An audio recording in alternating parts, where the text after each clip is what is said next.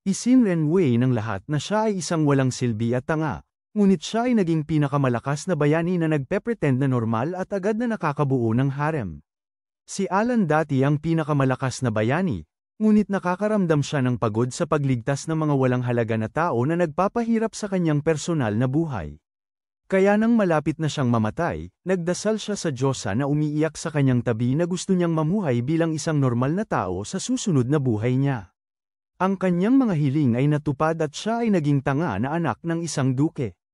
Isang magandang araw, nagising siya sa kanyang kwarto habang ang kanyang nakababatang kapatid ay kumakatok ng malakas sa kanyang pinto at sinabi sa kanya na gusto silang makilala ng kanilang ama. Agad na sinimulang insultuhan ng kanyang ama si Alan, sinabing siya ay nananatiling level 1 na talunan kahit na pagkatapos ng maraming taon at hindi tumaas ang kanyang mga istatistika kahit kaunti. Bukod dito, wala rin siyang natanggap na banal na biyaya mula sa Diyos tulad ng ibang mga anak ng maharlika. Pagkatapos, itinaboy siya ng ama mula sa pamilya, sinasabing siya ay isang kabiguan at isang mantsa sa pangalan ng kanilang pamilya.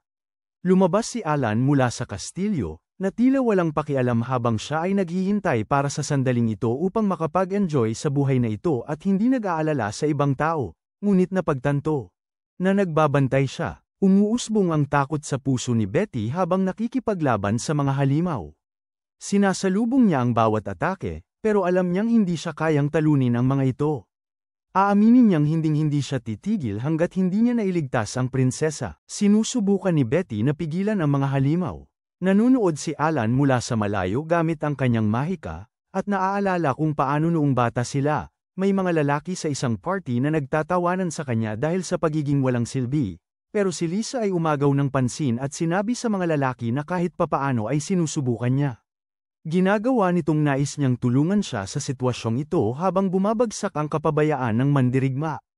Isang aso ang lumaban sa kanyang katawan, na nag-iwan sa kanya na nakahandusay sa lupa. Nakahanda na ang mga halimaw na tapusin ang trabaho, pero pinagsasama ni Alan ang lahat ng kanyang mahikang enerhiya. At tumatakbo ng mas mabilis pa sa kidlat upang lumitaw sa harap ng prinsesa sa huling sandali, hinahawakan ng aso sa leeg. Nagulat si Lisa habang inaatake ni Alan ang tatlong halimaw bago lumundag sa hangin at sinisiyasat ang mga ito. Natuklasan niyang mayroon silang mga core sa loob, kaya ginamit niya ang kanyang espesyal na kakayahan na lumilikha ng maraming ethereal na espada sa paligid niya, at itinapon ang mga ito sa mga halimaw na aso, ganap na sinira ang mga ito.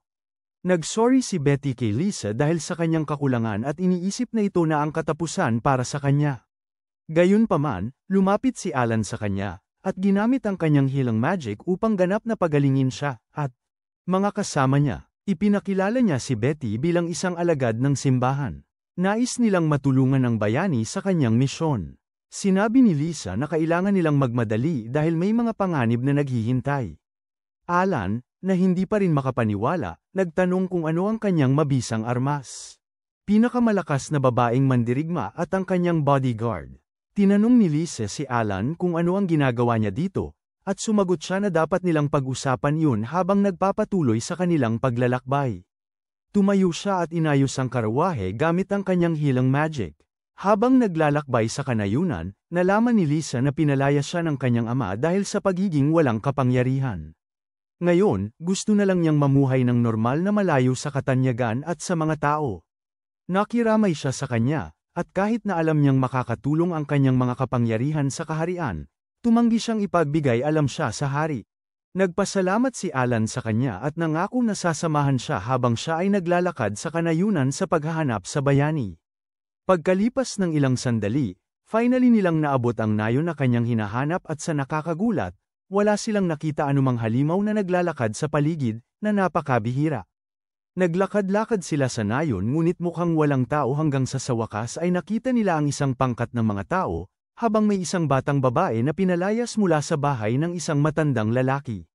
Ang batang babaeng ito na walang pigi ay si Akira, na kasalukuyang bayani at may dalang napakapoder na espada na dati ay pagmamay-ari ni Alan sa kanyang nakaraang buhay. Hindi man lang nakilala ni Akira si Lisa at humiling siyang dalhin siya sa lunch dahil siya'y nagugutom. Sa loob ng isang restaurant, nagsimula silang kumain at sinabi ni Akira na naglalakad-lakad siya sa nayon nang makita niya ang isang batang babae na tumatakbo sa kagubatan. Kinuha niya ito at tinanong kung ayos lang siya, pero sinabi nitong kakainin siya ng dragon. Nang marinig ito, nagpasya siyang patayin ang dragon at itinago ang batang babae sa isang maliit na yungib bago siya pumunta sa nayon para kumuha ng karagdagang impormasyon, pero nang pumasok siya sa bahay ng matandang lalaki upang magtanong, tumanggi itong makipag-usap at itinapon siya palabas. Nagmamalabis si Alan sa lahat ng ito at nag-iisip na posibleng sinasakripisyo ng mga taga-nayon ang buhay ng babae upang makuha ang proteksyon mula sa dragon, at kaya hindi sila nakakita ng anumang halimaw sa paligid. Ang teoryang ito ay may kabuluhan sa kanilang lahat, kaya nagpasya si Akira na umaakyat siya sa burol at siya ang papatay sa dragon. Agad na nagboluntaryo si Lisa na sumama sa kanya, dahil ayon sa Propecia, kailangan niyang gabayan ang bayani, at syempre ay sinundan siya ni Betty. Malalim na huminga si Alan dahil hindi niya maiiwan ang kanyang mga kaibigan, kaya nagpasya siyang sumama. Sila sakaling magtagumpay ang dragon. Habang umaakyat sa burol, tila napakakumpiyansa ni Akira sa kanyang mga kakayahan, at nagbuo ng plano, sinasabing aakyat siya ng direkta at haharapin ang dragon, habang ang iba ay dapat umikot sa bundok at salakayin ang halimaw. Alam ni Alan na ang bayaning ito ay walang silbi at tiyak na masisira, kaya't nag-alok siyang pumunta mula sa harapan mag-isa, habang ang mga babae ay umikot sa bundok. Gayunpaman, napansin ni Akira na siya ay mas malakas kaysa sa kanyang ipinapakita, at maaari niyang patayin ang dragon nang hindi siya pinapayagang makipaglaban. Dahil dito, gusto niyang lumapit sa unahan, at pagkatapos ay humiling na makipaglaban sa kanya kapag tapos na siya sa dragon. Pumayag si Alan sa plano, at si Akira ay diretsyong lumapit sa dragon na agad na bumangon at nagpalabas ng malaking apoy patungo sa kanya. Nakaiwas siya sa paraang hindi mo alam, at ginamit ang kanyang mga espesyal na kakayahan upang magkas ng kidlat sa dragon, pero ang kanyang mahika ay sobrang mahina na para lang itong kumiliti sa dragon habang siya ay tumatawa sa kanyang mukha. Bigla, ipinakita ng dragon sa kanya na nariyan din ang maliit na batang babae, at inamin na gusto niya lang talagang manggulo sa mga nayon, kaya siya ay pinalaya niya ito ng sadya. Nakakapikon nito kay Akira, at pinagsama-sama niya ang lahat ng kanyang lakas at sumugod na may mabilis na atake, pinaputol ang dragon ng maayos bago nag-pose na parang bayani, pero nang siya'y lumingon, nakita niyang walang sugat ang dragon. Nagtatawa ito at sinampal siya na animoy umabot siya sa kawalang isipan, habang siya'y nakahiga sa lupa, naghihintay sa dragon na tapusin siya.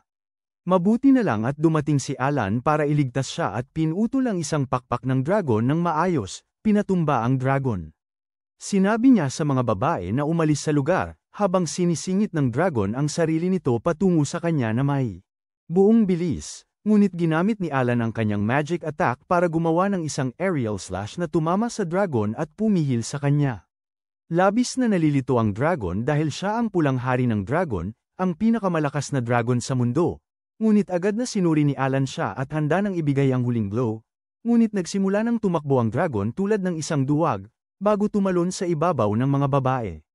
Nangako siyang papatayin sila kung aakma pa si Alan. Ngunit wala siyang pakialam at sumugod ng may isang strike, tinaga ang dragon gamit ang kanyang espada, at pinalabas ang kanyang ultimate.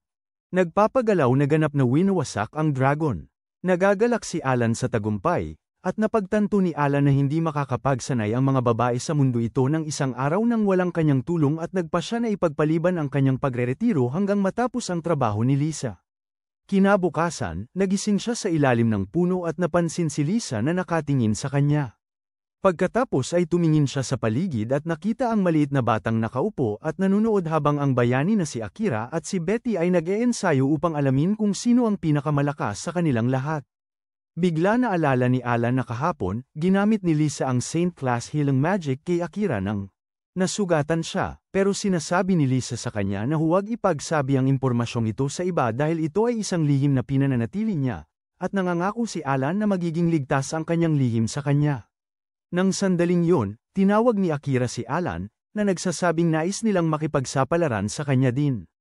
Nang sumunod na araw, naghahanda silang lahat sa wagon, pero nagpasya si Akira na gusto niyang mag-isa at ayaw niyang maglakbay sa wagon. Tinanong ni Alan kung okay lang siya, pero nangangako siyang alam niya kung paano haharapin ito at sinabing isasama niya ang dalaga. Ito ay nagbigay ng pagdududa kay Alan kaya sinabi niyang mag-ingat siya sa FBI, at umalis na siya. Pumasok si Alan at ang iba pa sa kariton, kung saan humingi ng tawad si Lisa kay Alan dahil sa huling laban-laban sa dragon, nabasag ang kanyang espada at sinabi niyang gusto niyang pumunta sa isang kalapit na nayon na puno ng mga degenerate dahil naroon ang kaibigan niyang si Noel at gumagawa ng mga kamanghamanghang espada. Sinabi ni Alan na huwag siyang mag-alala tungkol dito, pero pumayag na pumunta sa nayon. Samantala, pabalik sa bahay ni Alan, nag-uusap ang kanyang ama at ang astig niyang kapatid na si Karen tungkol sa kung paano nabigo ang kanilang plano. Napag-alaman na sila ang nagpadala ng mga halimaw na aso upang atakihin ang prinsesa, at nakipagkasundo sila sa dragon upang patayin ang bayani, dahil gusto nilang maghayganti sa kaharian. Nagsimula si Karen na sumigaw pero sinabihan siya ng kanyang ama na manahimik, habang inilipat niya ang kanyang atensyon sa isang matandang katulong at sinabihan siyang kumuha ng higit pang impormasyon tungkol sa kung nasaan ang prinsesa. Sa nayon, nagulat si Alan na makita ang lugar na puno ng iba't ibang demi-human na naglalakad sa paligid habang hinahanap niya ang daan patungo sa bahay ni Noel. Sa loob ay natagpuan nilang nakahiga siya sa sahig, na nagbigay kay Lisa ng takot, pero lumabas na siya ay pagod lang matapos magtrabaho buong gabi. Pinagaling ni Lisa siya, at pagkatapos ay tinanong siya na gumawa ng espada para kay Alan, pero tahasang tumanggi siya, na sinasabing marami siyang mga customer na gustong ipapakinis at ayusin ang kanilang mga espada ng Mad Alien. Tinanong niya kung ano ang nangyari sa orihinal na espada niya, na ipinakita naman ni Alan sa kanya. Tiningnan siya nito ng may disgust at sinabing hindi siya makakagawa ng armas para sa isang lalaki na hindi marunong alagaan ito. Sinabi ni Lisa na suriin niya ito isang beses, kaya ginamit niya ang kanyang espesyal na kakayahan para makita kung paano ito nabasag. At napagtanto na ang talim na ito ay ginamit ng perpekto upang maabot ang buong potensyal nito, at doon lang ito nabasag. Nagbago ang isip niya, at pumayag siyang gawin ang trabaho para sa kanya, at pagkatapos ay pinagtatabuyan ang lahat upang makapagtrabaho ng payapa.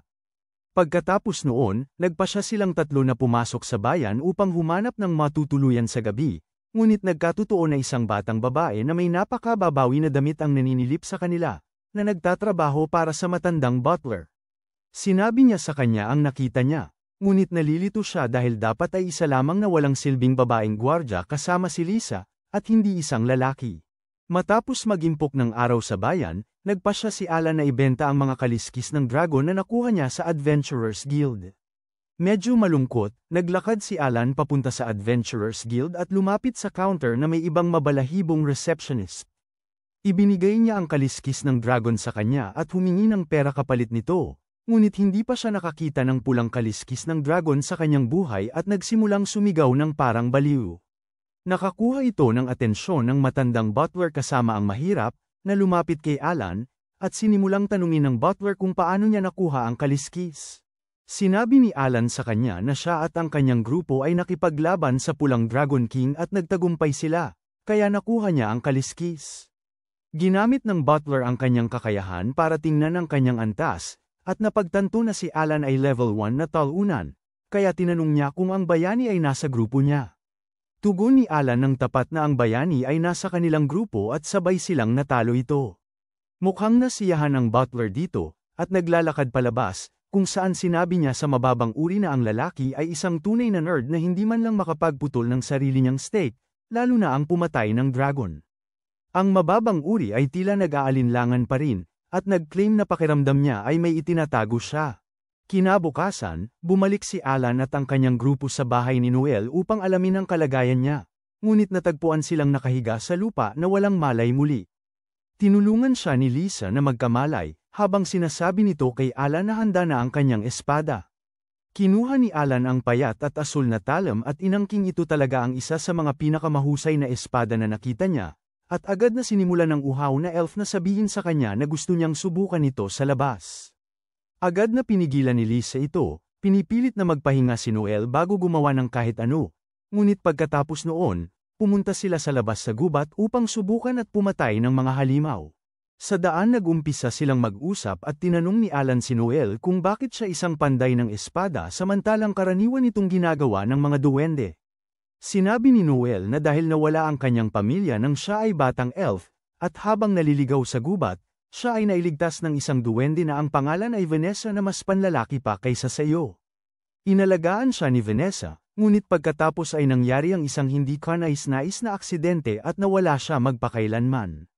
Bago siya makapagpaliwanag ng higit pa, muling dumating ang butler na may mababang loob sa gubat ng walang dahilan, at nagsimulang magtanong kung nandito siya para pumatay ng mga halimaw, pero si Alan. Sinasabi sa kanya na itigil ang pag-uugaling parang stalker kaya mabilis na umalis ang butler. Pumunta ng mas malayo si Alan at nakakita ng ilang mga halimaw na madali niyang nalupig gamit ang kanyang bagong espada. Pinapira-piraso ang mga ito, na tila sapat na pagsubok para sa espada, pero ang ganitong uhaw na si Noel ay hindi pa rin kontento, at sinasabi na kailangan nilang patayin ang mas malalakas na halimaw at hinahatak siya ng mas malalim sa gubat.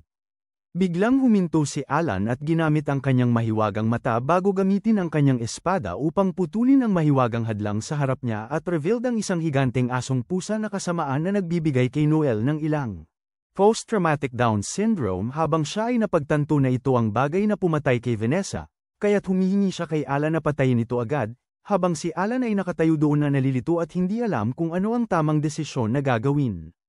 Nagsisimula ng alalahanin ni Noel ang nakaraan, at kung paano siya labis na pinabayaan nung bata pa siya. Kahit na dinala siya ni Vanessa pabalik sa kanyang tahanan, bihira siyang makipag-usap o mag-alaga sa kanya, at ginugol ang karamihan ng kanyang oras na tinatamaan ang talam ng paulit-ulit na may matinding determinasyon sa bawat palo. Sinubukan ni Noel na makuha ang atensyon ni Vanessa sa lahat ng paraan na maaari niyang isipin, habang siya ay sumisigaw ng kanyang pangalan muli.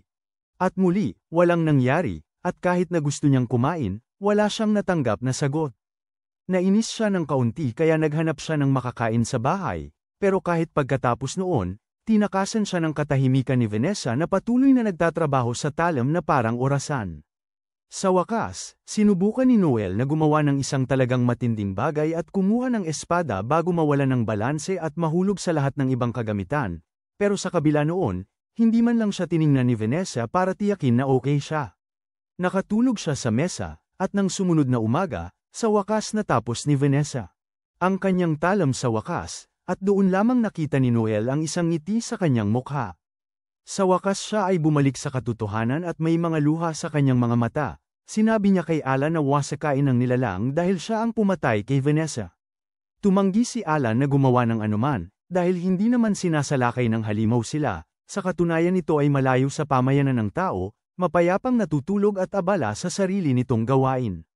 Nang marinig ito, kinuha ni Noel ang espada mula sa mga kamay ni Alan, at may nakatighaw na mga ngipin, tumakbo siya patungo sa halimaw upang makapagbigay ng nakamamatay na gold, ngunit pinigilan siya ni Alan habang siya ay nagbigay ng babala.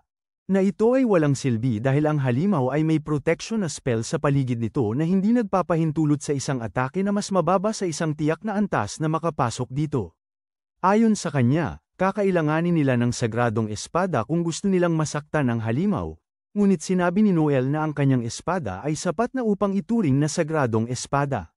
Sinabi ni Alan sa kanya na ang kanyang espada ay wala kahit saan malapit sa antas ng sagradong espada, at hindi mahalaga kung gaano siya kasigasig, ang talam ay hindi makagawa ng kahit isang gasgas sa halimaw. Sinasabi nilang nagsimulang umalis siya at sinabi sa kanya na maaari siyang gumawa ng ayon sa kanyang nais. Kinabukasan ng gabi, bumalik siya sa bayan at nakipagkita kina Lisa at Betty bago sinabi. Sila ang buong kwento tungkol sa nangyari sa kailaliman ng gubat. Nalilito si Lisa kung bakit may isang malaking halimaw na nagkukubli sa mga gubat na walang ginagawa, pero sinasabing ni Alan na may hinala siyang may taong sadyang nagdala ng halimaw sa lugar na ito dahil gumamit sila ng spell sa paligid na nagpasalang nakikita ang halimaw sa mata. Pagkatapos ay humarap siya kay Lisa at tinanong siya kung ano talaga ang dahilan kung bakit nais niyang pumunta rito dahil may duda siya na pupunta siya rito para lamang subukan at lumikha ng espada. Si Lisa ay nangingitian na may kahihiyan bago inamin na tama siya at pumunta sila rito upang mag-imbestiga. Ang pagpatay sa general ng kanilang hukbo. Ayon sa kanya, ang general ay isang napakabuting tao, pero isang araw, siya ay natagpo ang pinatay sa loob ng kanyang sariling bahay, na walang palatandaan ng sinumang salarin at walang ebidensya maliban sa kinuha ng mamamatay tao ang ulo ng general, na iniiwan ang katawan. Si Betty ay may hinala na ito ay gawa ng isang demonyo dahil walang tao ang may ganitong kakayahan, ngunit wala silang ideya kung bakit maghahanap ng pagkakataon ang isang demonyo na patayin ang general ng napakalihim. Samantalang, sa loob ng gubat, ang mahirap ay tumitingin sa halimaw na lobo, ngunit nalilito. Paano maaring sirain ng isang normal na tao tulad ni Alan ang invisibility barrier na madaling nagawa niya? Bumalik siya sa bayan para makipagkita sa butler at ibinigay ang ulat. Sinasabi ng butler na nakakabor ang bayan na ito at gusto niyang umalis, kaya't sinabi niya sa mga mabababang tao na pumunta at patayin ang prinsesa pati na rin si Noel, na nagulat ang babae. Napansin ito ng butler at bumalik sa kanya, sinasabihang wala siyang pagpipilian habang may lumilitaw na slave collar sa kanyang leeg. Nang gabing yun, nagsimula muli si Noel na magtrabaho sa Talem matapos ibigay sa kanya ni Alan ang isang bunch ng impormasyon tungkol sa mga problema ng Talem, at sa pagkakataong ito ay determinado siyang makagawa ng Talem na walang makakatapat. Patuloy niyang pinapalo ang Talem katulad ng ginawa ni Vanessa, subalit nauubos ang kanyang lakas at natutulog siya sa mismong lugar. Sa kanyang mga panaginip, muli niyang nasasaksihan ang mga pangyayari na naganap noong nakatatakot na araw nang atakihin ang kanilang tahanan ng dambuhalang lobo kasama ang butler na gustong alisin si Vanessa sa mundo, dahil lamang sa sinusubukan niyang gumawa ng mga espada na makakatapat sa mga banal na kayamanan. Itinataas siya ng lobo sa loob ng bahay habang siya ay kumausap ngunit nagagawa pa rin niyang magpigil sa sarili. Bago magsimula ng atake, pero sa kanyang gulat, sa sandaling nahawakan ng kanyang Talem ang wolf, ito ay nagkabasag-basa sa libu-libong piraso habang ang wolf ay pinagdudurog siya gamit ang kanyang matutulis na ngipin. Habang ang dugo ay umaagos pababa sa kanyang mga ngipin, ang halimaw ay lumingon upang tapusin si Noel, pero bigla isang malaking kidlat ang tumama sa kanya at ang bayani ay nagpakita sa harap ni Noel. Hindi gaanong inaalintana ng wolf at sinubukan siyang atakihin, pero muling sinigaw ng bayani ang halimaw, na parang walang nangyari bago muling umatake. Ang bayani ay tumugon sa atake at nakapaghiwa sa mukha ng halimaw salamat sa kanyang sagradong tibak, na nakakatakot sa butler na nagpasya siyang tumakas mula sa eksena. Humihingi ng tawad ang bayani dahil hindi niya nailigtas si Vanessa, ngunit si Noel ay labis na nagdaramdam dahil kahit na inilaan ni Vanessa ang lahat ng kanyang pagsisikap sa Talem na yun, nagkapira-piraso ito sa pagsalpok. Umiyak siya ng buong puso, nangangako na gagawa siya ng Talem na mas mabuti kaysa sa sagradong tibak. Kinabukasan, nagising siya na mas mabuti at mas magaan ang pakiramdam. Nagtataka siya kung si Lisa ang nagpagaling sa kanya at lumabas para tingnan, ngunit walang tao kaya't nagpatuloy siya sa kanyang trabaho, habang lumabas na si Alan ang nagpagaling sa kanya noong gabi para matiyak na siya nanatiling malusog. Nang maglaon ang araw na yun, natapos na niya ang espada at sa pagkakataong ito ay may kumpiyansa na sapat ang lakas ng espada upang makipagsabayan sa isang banal na kayamanan, naglakad siya sa labas sa gabi ng mag-isa upang subukan at patayin ang halimaw. Nahanap niya ang lobo na natutulog pa at sinubukan niyang biglang sumugod dito, pero naramdaman siya ng lobo at itinulak siya patungo sa isang puno. Halos hindi siya makabangon pagkatapos noon nang lumitaw ang butler at pinuri siya dahil karamihan sa mga tao ay namamatay kapag tinamaan ng lobo. Muli siyang nagmamadali patungo sa halimaw, pero sa kapangyarihan ng masamang animasayon, ang lobo. Nakatakas siya at sinipa siya sa likod. Sinabi ng butler sa kanya na magdasal na siya, pero habang ang halimaw ay papatayin na siya, biglang sumulpot si Alan sa gitna at pinutol ang lobo. Tumawa ang butler at sinabi kay Alan na ito ang kanyang plano dahil ang loli ay papasok sa kwarto ng prinsesa para tapusin siya sa kanyang pagtulog, pero nakita niyang walang tao sa kama. Agad na tinawag ni Betty at Lisa siya mula sa likuran, dahil sa mga hadlang na inilagay ni Alan, nakikita nila sa kabila ng invisibility spell. Agad na sinubukan ng loli na umatake, pero sinagip siya ni Betty at pagkatapos ng ilang palitan. At pabalik, itulak siya. Nakatangka na siyang ibigay ang pangwakas na suntok, pero pinigilan siya ng prinsesa, at ginamit ito sa kanyang kalamangan, tinamaan ng loli si Betty sa ulo at hinawakan ang braso ni Lisa, pero huminto bago patayin siya. Napagtanto ng prinsesa na ang batang ito ay pinipilit na makipaglaban ng tamaan siya ni Betty sa ulo at nawalan ng malay.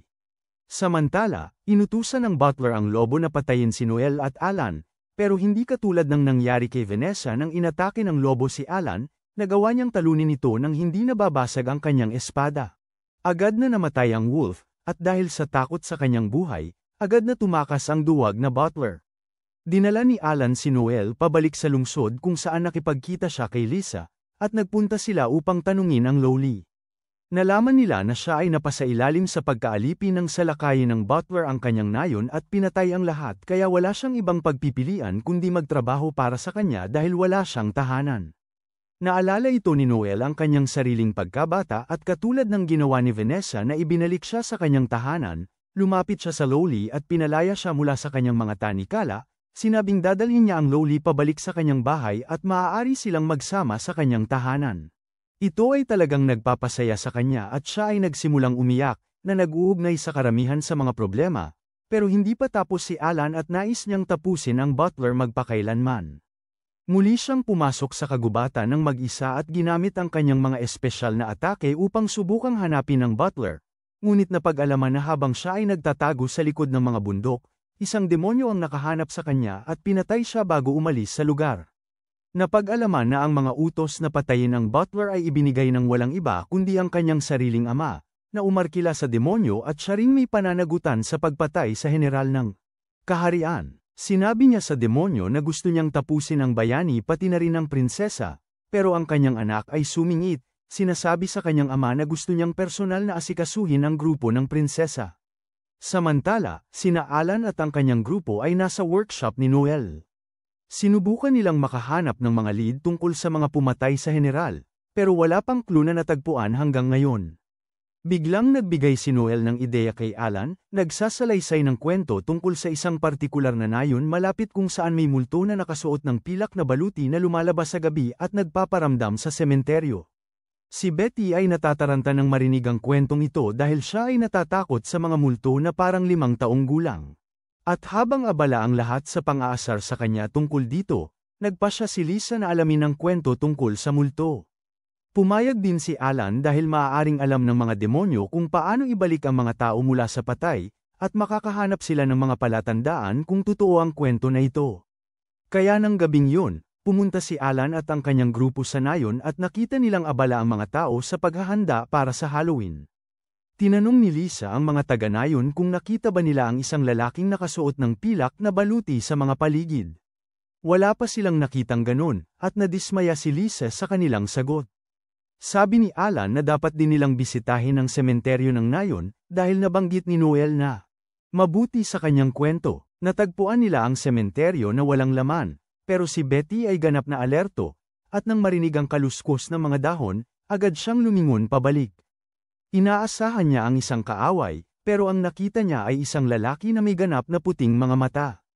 Wala silang hinala at sinundan ang lalaki habang dinadala sila sa bahay ng pinuno ng nayon. Nakilala nila ang pinuno ng nayon, na tumangging may nakita siyang multo na nakasuot ng pilak na baluti sa lugar na ito. Gayunpaman, bilang isang kapanatagan, inanyayahan niya si Lisa at ang iba na manatili sa loob ng 2 araw at masaksihan ang pista bukas. Agad na tinanggap ni Alan ang kanyang alok, at inayos ng punong baryo ang kanilang matutuluyan. Habang natutulog si Lisa sa kanyang kwarto, nananaginip siya tungkol sa kanyang pagkabata. Nakikita niya ang kanyang tiyuhin, na isang kabalyero at ang kanyang bodyguard. Labis siyang nahuhumaling sa kanya, at siya rin ay iniidolo siya. Bigla, nab-disturb ang kanyang tulog sa pag-ugong ng mga sahig, at lumabas siya upang tingnan kung may nangyayari. Nang sumilip si Lisa sa bintana, nagulat siya nang makita ang isang kabalyero na may pilak na baluti na katulad ng kanyang tiyuhin. Nagsimulang lumakad palayo ang kabalyero, at hinabol siya ni Lisa, na humantong sa sementeryo. Nawala ang kabalyero, at bigla, may mga zombie na lumitaw mula sa lupa. Nagsisigaw si Lisa sa takot, pero biglang ginaisang siya ni Alan. Lumabas na siya ay may masamang panaginip lang, pero ang pakiramdam ng takot at pag-iisa ay hindi pa umalis kay Lisa, kaya nakayakap siya kay Alan at humihiling na hayaang manatili siya sa ganitong kalagayan ng kaunti.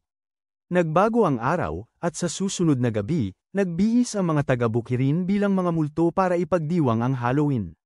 Nagsindi sila ng malaking bonfire at sumayaw sa paligid nito, habang nanunood sina Alan at ang mga babae. Bigla, ang lalaking may puting mata mula kahapon ay lumapit sa kanila at nag-anyaya na sumali sa pista. Sinabi ni Lisa na siya ay pagod, kaya magpapahinga siya, pero hiniling niya kay Betty at Alan na mag-enjoy sa pista. Si Alan ay may duda sa masamang nangyayari sa nayon, kaya ginamit niya ang kanyang mahiwagang mata para mabilis na eye scan sila. Tinatanggap niya ang utos ni Lisa at tumakbo patungo sa mga nagsasayaw na taga-bukirin, at si Betty ay sumunod sa kanya. Nang si Lisa ay naiwan na mag-isa, isang kakaibang usok ang dumaan sa harap niya, at bigla siyang narinig ang boses ng kanyang tiyuhin. Lumilingon siya at nakita siya sa likod ng isang grupo ng mga nakamaskarang taga-bayan, kaya't siya'y nagmamadaling tumakbo papunta sa kanya. Patuloy siyang nagtutulak sa mga taga-bayan habang naglalakad ang kabalyero sa dilim. Bigla, naabot ni Lisa ang madilim na gubat, at ang misteryosong usok ay lalo pang tumitindi sa paligid niya. Lumitaw ang pilak na kabalyero sa harap niya, at siya nga ay ang kanyang tiyuhin. Sinabi niya sa kanya na ang pagpunta sa gubat sa gabi ay delikado, ngunit simpleng tinugon ni Lisa na wala siyang kinakatakutan dahil andyan siya sa tabi niya. Naalala niya na siya ang nagbabantay sa kanya habang siya'y nasa delikadong bundok. Ruta, inatake ang kanilang karwahe ng mga halimaw, kaya't agad na lumabas ang kanyang tiyuhin upang depensahan sila. Pinilit niyang protektahan si Lisa at inatake ang isang halimaw na nakatuon sa kanya. Gayunpaman, hindi namatay ang halimaw sa kanyang unang salakay at inatake siya sa halip. Malubhang nasugatan ang kabalyero, at hinawakan siya ng halimaw sa kanyang panga at nagsimulang lumipad palayo. Ginamit ng kabalyero ang lahat ng kanyang lakas upang itusok ang halimaw sa puso, at pareho silang nahulog sa ilog sa ibaba. Iyon na ang huling pagkakataon na nakita siya ni Lisa, at dahil hindi siya natagpuan ng grupo ng mga naghahanap, naniwala siyang na siya ay buhay sa ibang lugar. Ngayon ay tinatanong siya kung nasaan siya sa buong panahong ito, at sumasagot ang kabalyero na siya ay naglalagablab sa galit sa pamilyang royal habang nagtatagong at nagbabalak ng kanyang paghihiganti. Sinasabi ng kabalyero kay Lisa na ang kanyang ama, ang hari, ay sinusubukang patayin siya, at siya ay nahihirapang maniwala sa kanyang narinig.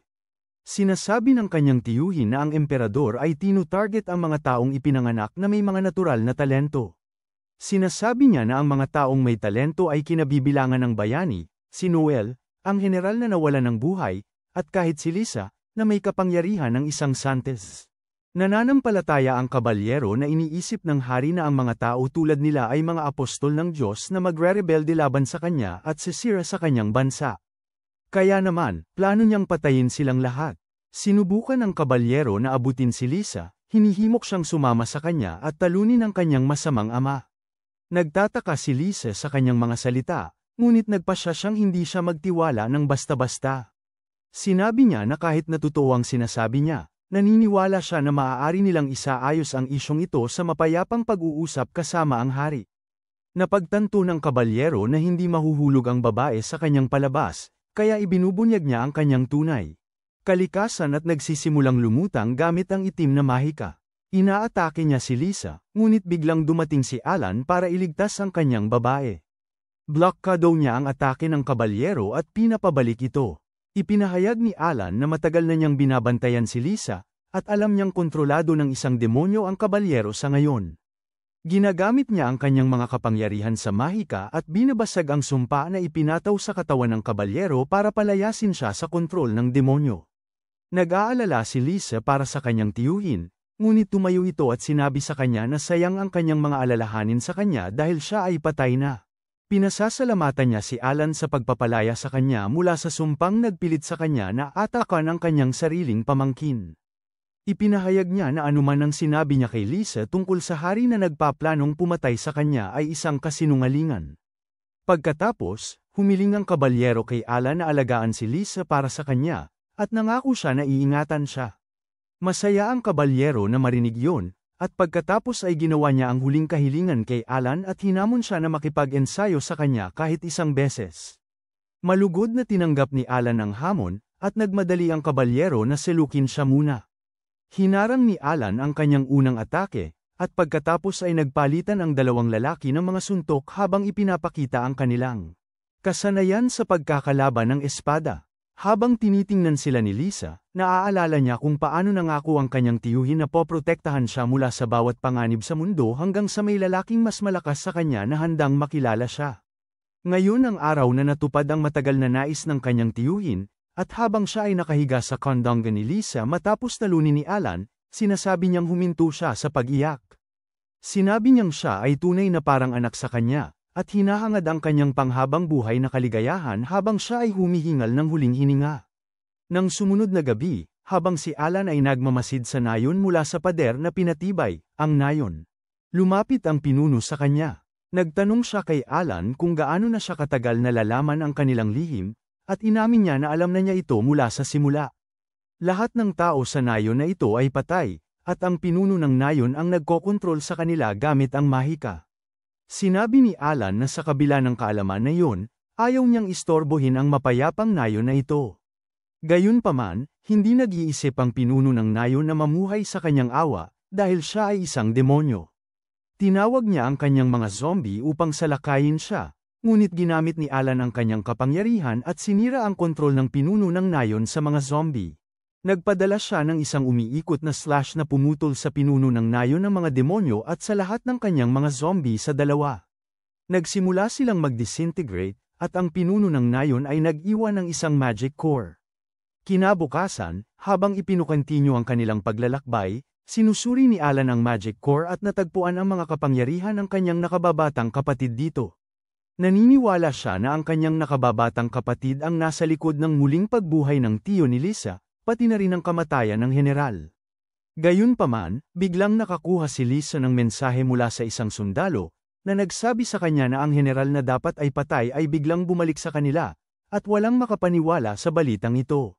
Sa kabilang banda, ang nakababatang kapatid ni Alan, si Brett, ay nangangarap tungkol sa araw na lahat ay bumagsak. Ito ang araw na namatay ang kanyang ina, at nawalan ng puso ang kanyang ama at lahat ng pananampalataya na mayroon siya sa mundo. Naging mapait at puno ng sama ng loob na tao ang kanyang ama na tuminag sa kanyang mga anak na may pagdiriin at paghamak.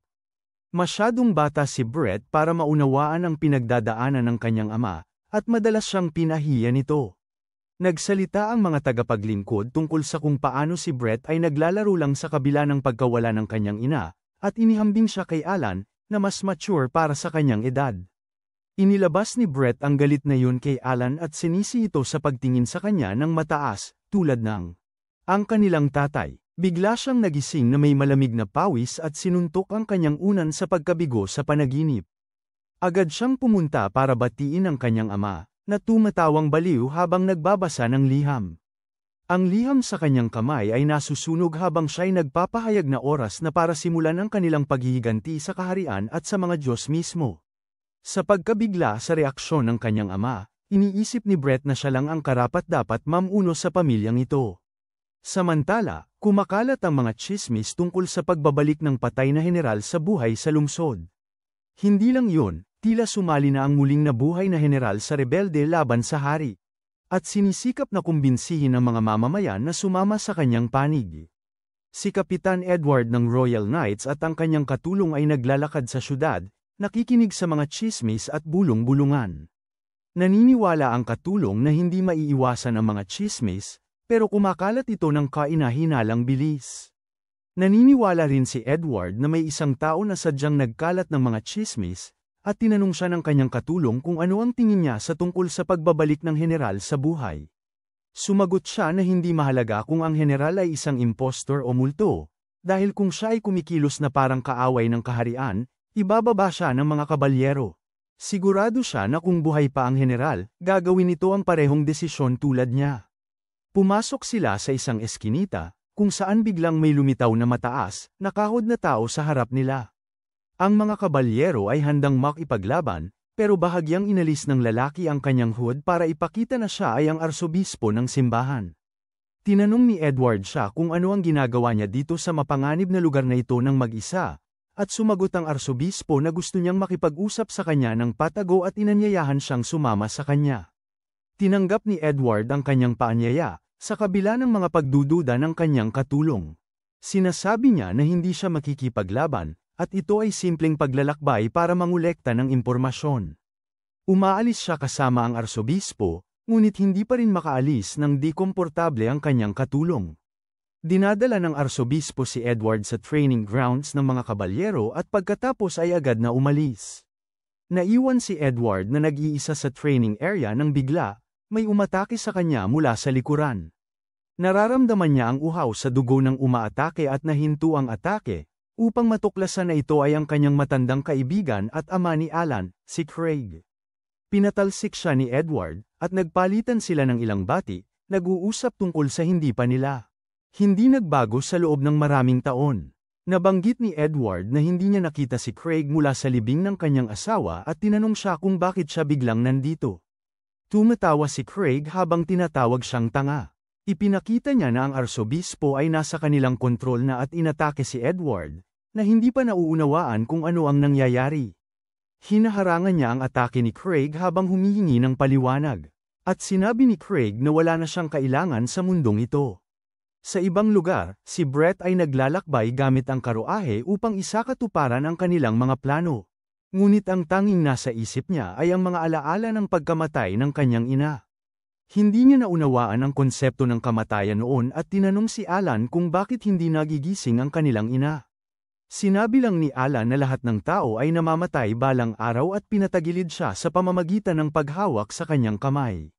Noon, hindi masyadong masama ang kanilang relasyon at madalas siyang bumisita kay Alan kapag hindi siya makatulog sa gabi. Tinanong niya si Alan kung siya ay isang kabiguan dahil tinawag siyang kabiguan ng kanilang tatay kanina. Sinubukan ni Alan na kumbinsihin si Brett na hindi siya kabiguan at na hindi siya dapat magpansin sa mga tao na humuhusga sa kanyang halaga nang hindi siya binibigyan ng pagkakataon.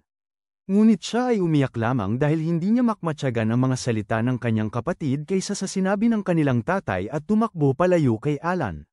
Sa hindi nagtagal, nagsimula siyang magpakita ng pag-unlad, at kinilala siya ng kanilang ama at sinimulang tratuhin si Alan bilang isang kabiguan sa halip. Masaya si Brett na makatanggap ng atensyon mula sa papa at frustrated din na sa kabila ng lahat na tinawag siyang loser, walang pakialam si Alan dito. Sinabi ni Brett sa kanya na hindi siya karapat-dapat sa kanilang apelyido, ngunit sinabi ni Alan na kung sakaling siya ay mapapadpad sa maling landas, dapat siyang humingi ng tulong sa kanya. Si Brett ay nagising mula sa kanyang nostalgia nang may lumabas na misteryosong tao sa harap niya. Sinabi ng misteryosong tao na tapos na ang kanilang mga paghahanda at nagtanong kay Brett na iulat ang mga bagay sa kanyang panig. Sumagot siya na ginamit niya ang kanyang regalo para kontrolin ang arsobispo at akitin si Edward palabas.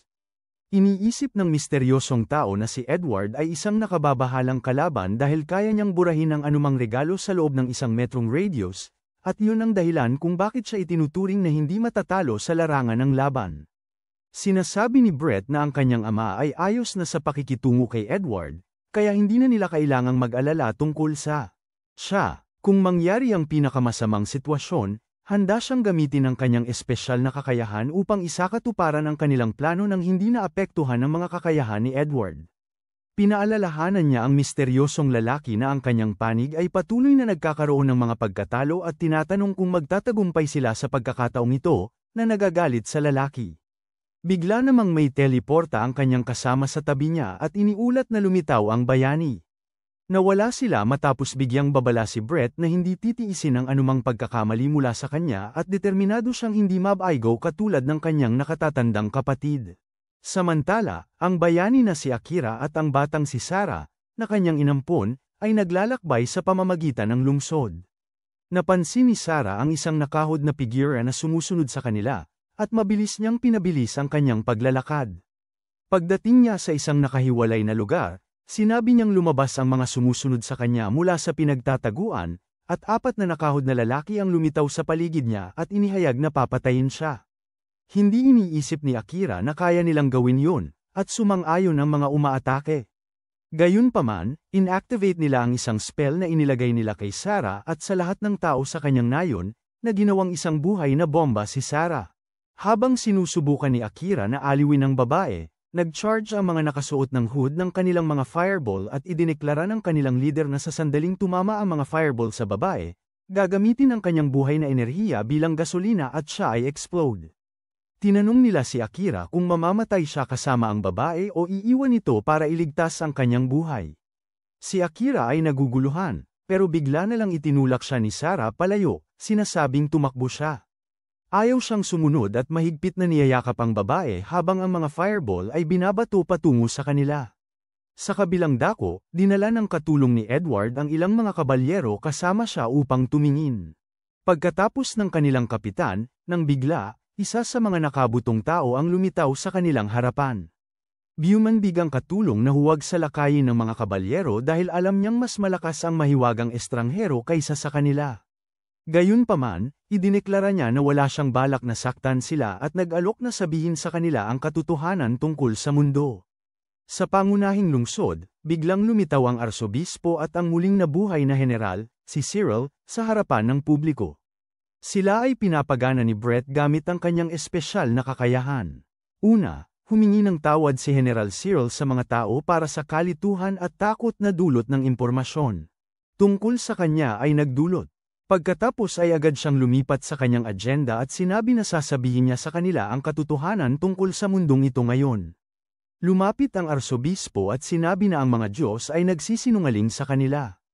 Ipinahayag niya na ang mga biyayang natatanggap ng lahat ay hindi mga banal na pagpapala, na naguguluhan ang mga tao. Hiniling ni Cyril na pag-isipan nila ito. Binibigyang diin niya na ang buhay ng bawat isa ay nakatuon sa mga biyayang natatanggap nila, ngunit maraming tao ang hindi nakakatanggap ng mga biyayang tunay na nais o nararapat sa kanila. Ipinahayag ng arsobispo na ginagamit ng mga Diyos ang mga biyaya upang kontrolin ang mga tao tulad ng mga puppet.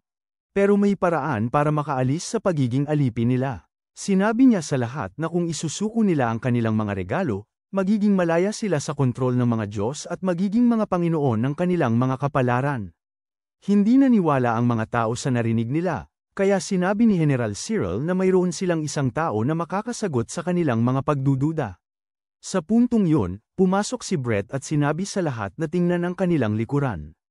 Nakita nila ang isang higanteng halimaw na parang aso doon at nagtaka sila nang makita ito. Sinabi ni Brett na huwag silang mag-alala, dahil ang halimaw ay artipisyal na nilikha nila upang tulungan sila sa iba't ibang gawain. Sinasabi ni Cyril na ang isang halimaw ay katumbas ng 10,000 sundalo, at wala itong kahinaan. Lahat ay naniniwala sa mga salita ng general pero naniniwala na sa kabila ng mga kakayahan nito, ang artipisyal na nilalang ay hindi maaaring palitan ang mga biyaya ng lahat. Sinasabi ni Brett na ang kanyang kakayahan ay makakapasok ngayon. Ang kanyang kakayahan ay tinatawag na marionette, at ang arsobispo ay nagsasabing maaari nitong ilabas ang tunay na nakatagong kakayahan ng isang individual, at kahit na isuko nila ang kanilang mga biyaya, maaari silang maging mas malakas sa tulong nito. Tinitiyak niya na ang mga kakayahan ay magiging bagay na kanilang nahubog sa kanilang sariling kalooban. At dadalhin ang mundo sa isang bagong panahon ng kasaganaan. Ang mga tao ay nagsisimulang maniwala sa kanila ngayon, pero nagtataka kung ano ang mangyayari kapag namatay si Brett. Naghihintay din siya sa tanong na iyon, at tinawag niya ang isa sa kanyang mga kasama na may kapa upang sumagot.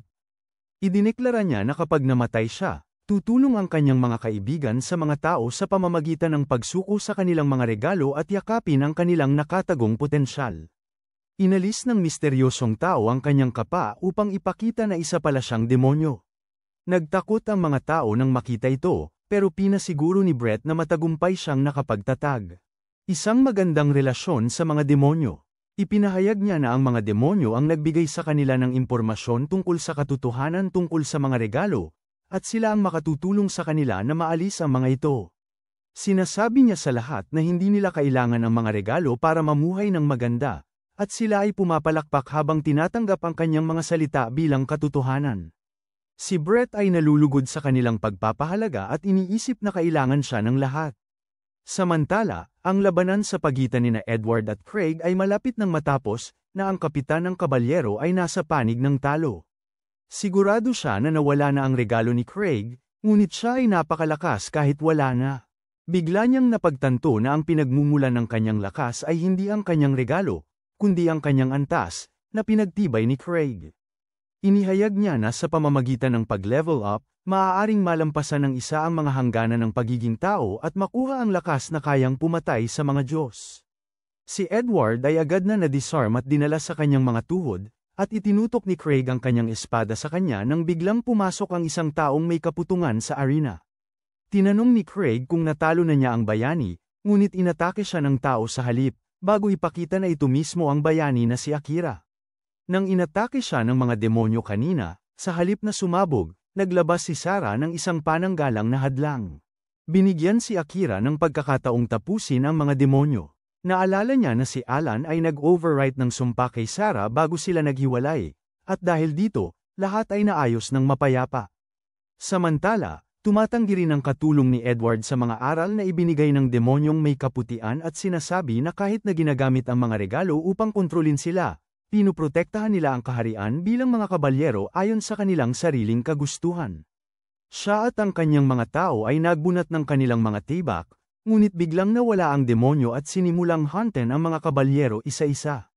Si Alan, ang katulong, ay nasaktan, ngunit hindi pa rin siya handang sumuko sa kanyang mga ideal na kabalyero.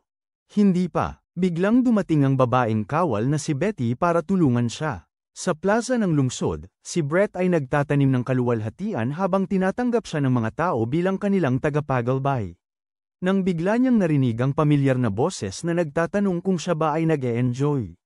Tumingin siya sa harap at natagpuan na narito si Alan, at yun ang nagpasiklab ng lahat ng galit sa loob ni Brett habang siya ay naghahandang harapin ang kanyang kapatid. Simple lamang na inilabas ni Alan ang isang maliit na holographic projector na nagpapakita ng mga larawan ni Betty na humaharap sa demonyo sa kanyang tabi. Tinanong niya ang demonyo kung sila ba ay nakipagsabuatan sa pamilya Westfeld at sinubukan silang patayin. Pangkalahatang Cyril at Prinsesa Liz. Ang demonyo ay nagkukumpirma at tinatanong siya ni Betty tungkol sa kanyang layunin. Tiwala na ang babae ay mamamatay sa kanyang mga kamay, ibinunyag ng demonyo ang kanyang plano sa kanya. Hindi alam na ang mababang uri ay naroon, may hawak na aparato na nagbabahagi ng lahat ng kanyang sinasabi kay Alan sa totoong oras. Sinasabi ng demonyo na ang mga tao na may makapangyarihang regalo, tulad ng pangkalahatan at lies, ay magiging hadlang lamang sa kanilang mga plano. Naririnig ng lahat ng tao sa plaza ng lungsod ang mensaheng ito at si Brett ay napapatakbo habang natutuklasan ang kanyang plano. Galit na galit siya kay Alan dahil sa pagiging abala nito sa kanya, at malakas siyang sumisigaw sa kanya na huwag maging hadlang sa kanilang balak. Narinig iyon ng lahat, at napagtanto ni Brett na nagkamali siya. Biglang dumating si Prinsesa Liz at sinabing may nagtangkang pumatay sa kanya, at inatake siya ng isang artipisyal na halimaw tulad ng nakikita nila. Naniniwala ang mga tao sa kanya, at nawala ng ulirat si Brett nang malaman na hindi magtatagumpay ang kanyang plano. Nagsimula siyang tumawa ng parang baliw at sinabi kay Alan na huwag siyang sisihin sa susunod na gagawin niya. Gamit ang kanyang kakayahang marionette, kinokontrol niya ang mga kabalyero at pinapagawa silang umatake sa publiko. Pero umaksyon si Alan bago yun at sinira ang mga tali. Ang arsobispo at ang general ay nawalan din ng malay habang nawawalan ng bisa ang kakayahan ni Brett sa kanila. Sumigaw siya sa galit at pinalaya ang kanyang mga artipisyal na nilikha. Nagpanik ang lahat nang makita yon, at habang inaakay ni Liz ang mga ito sa ligtas na lugar, tinitingnan ni Alan ang kanyang kapatid.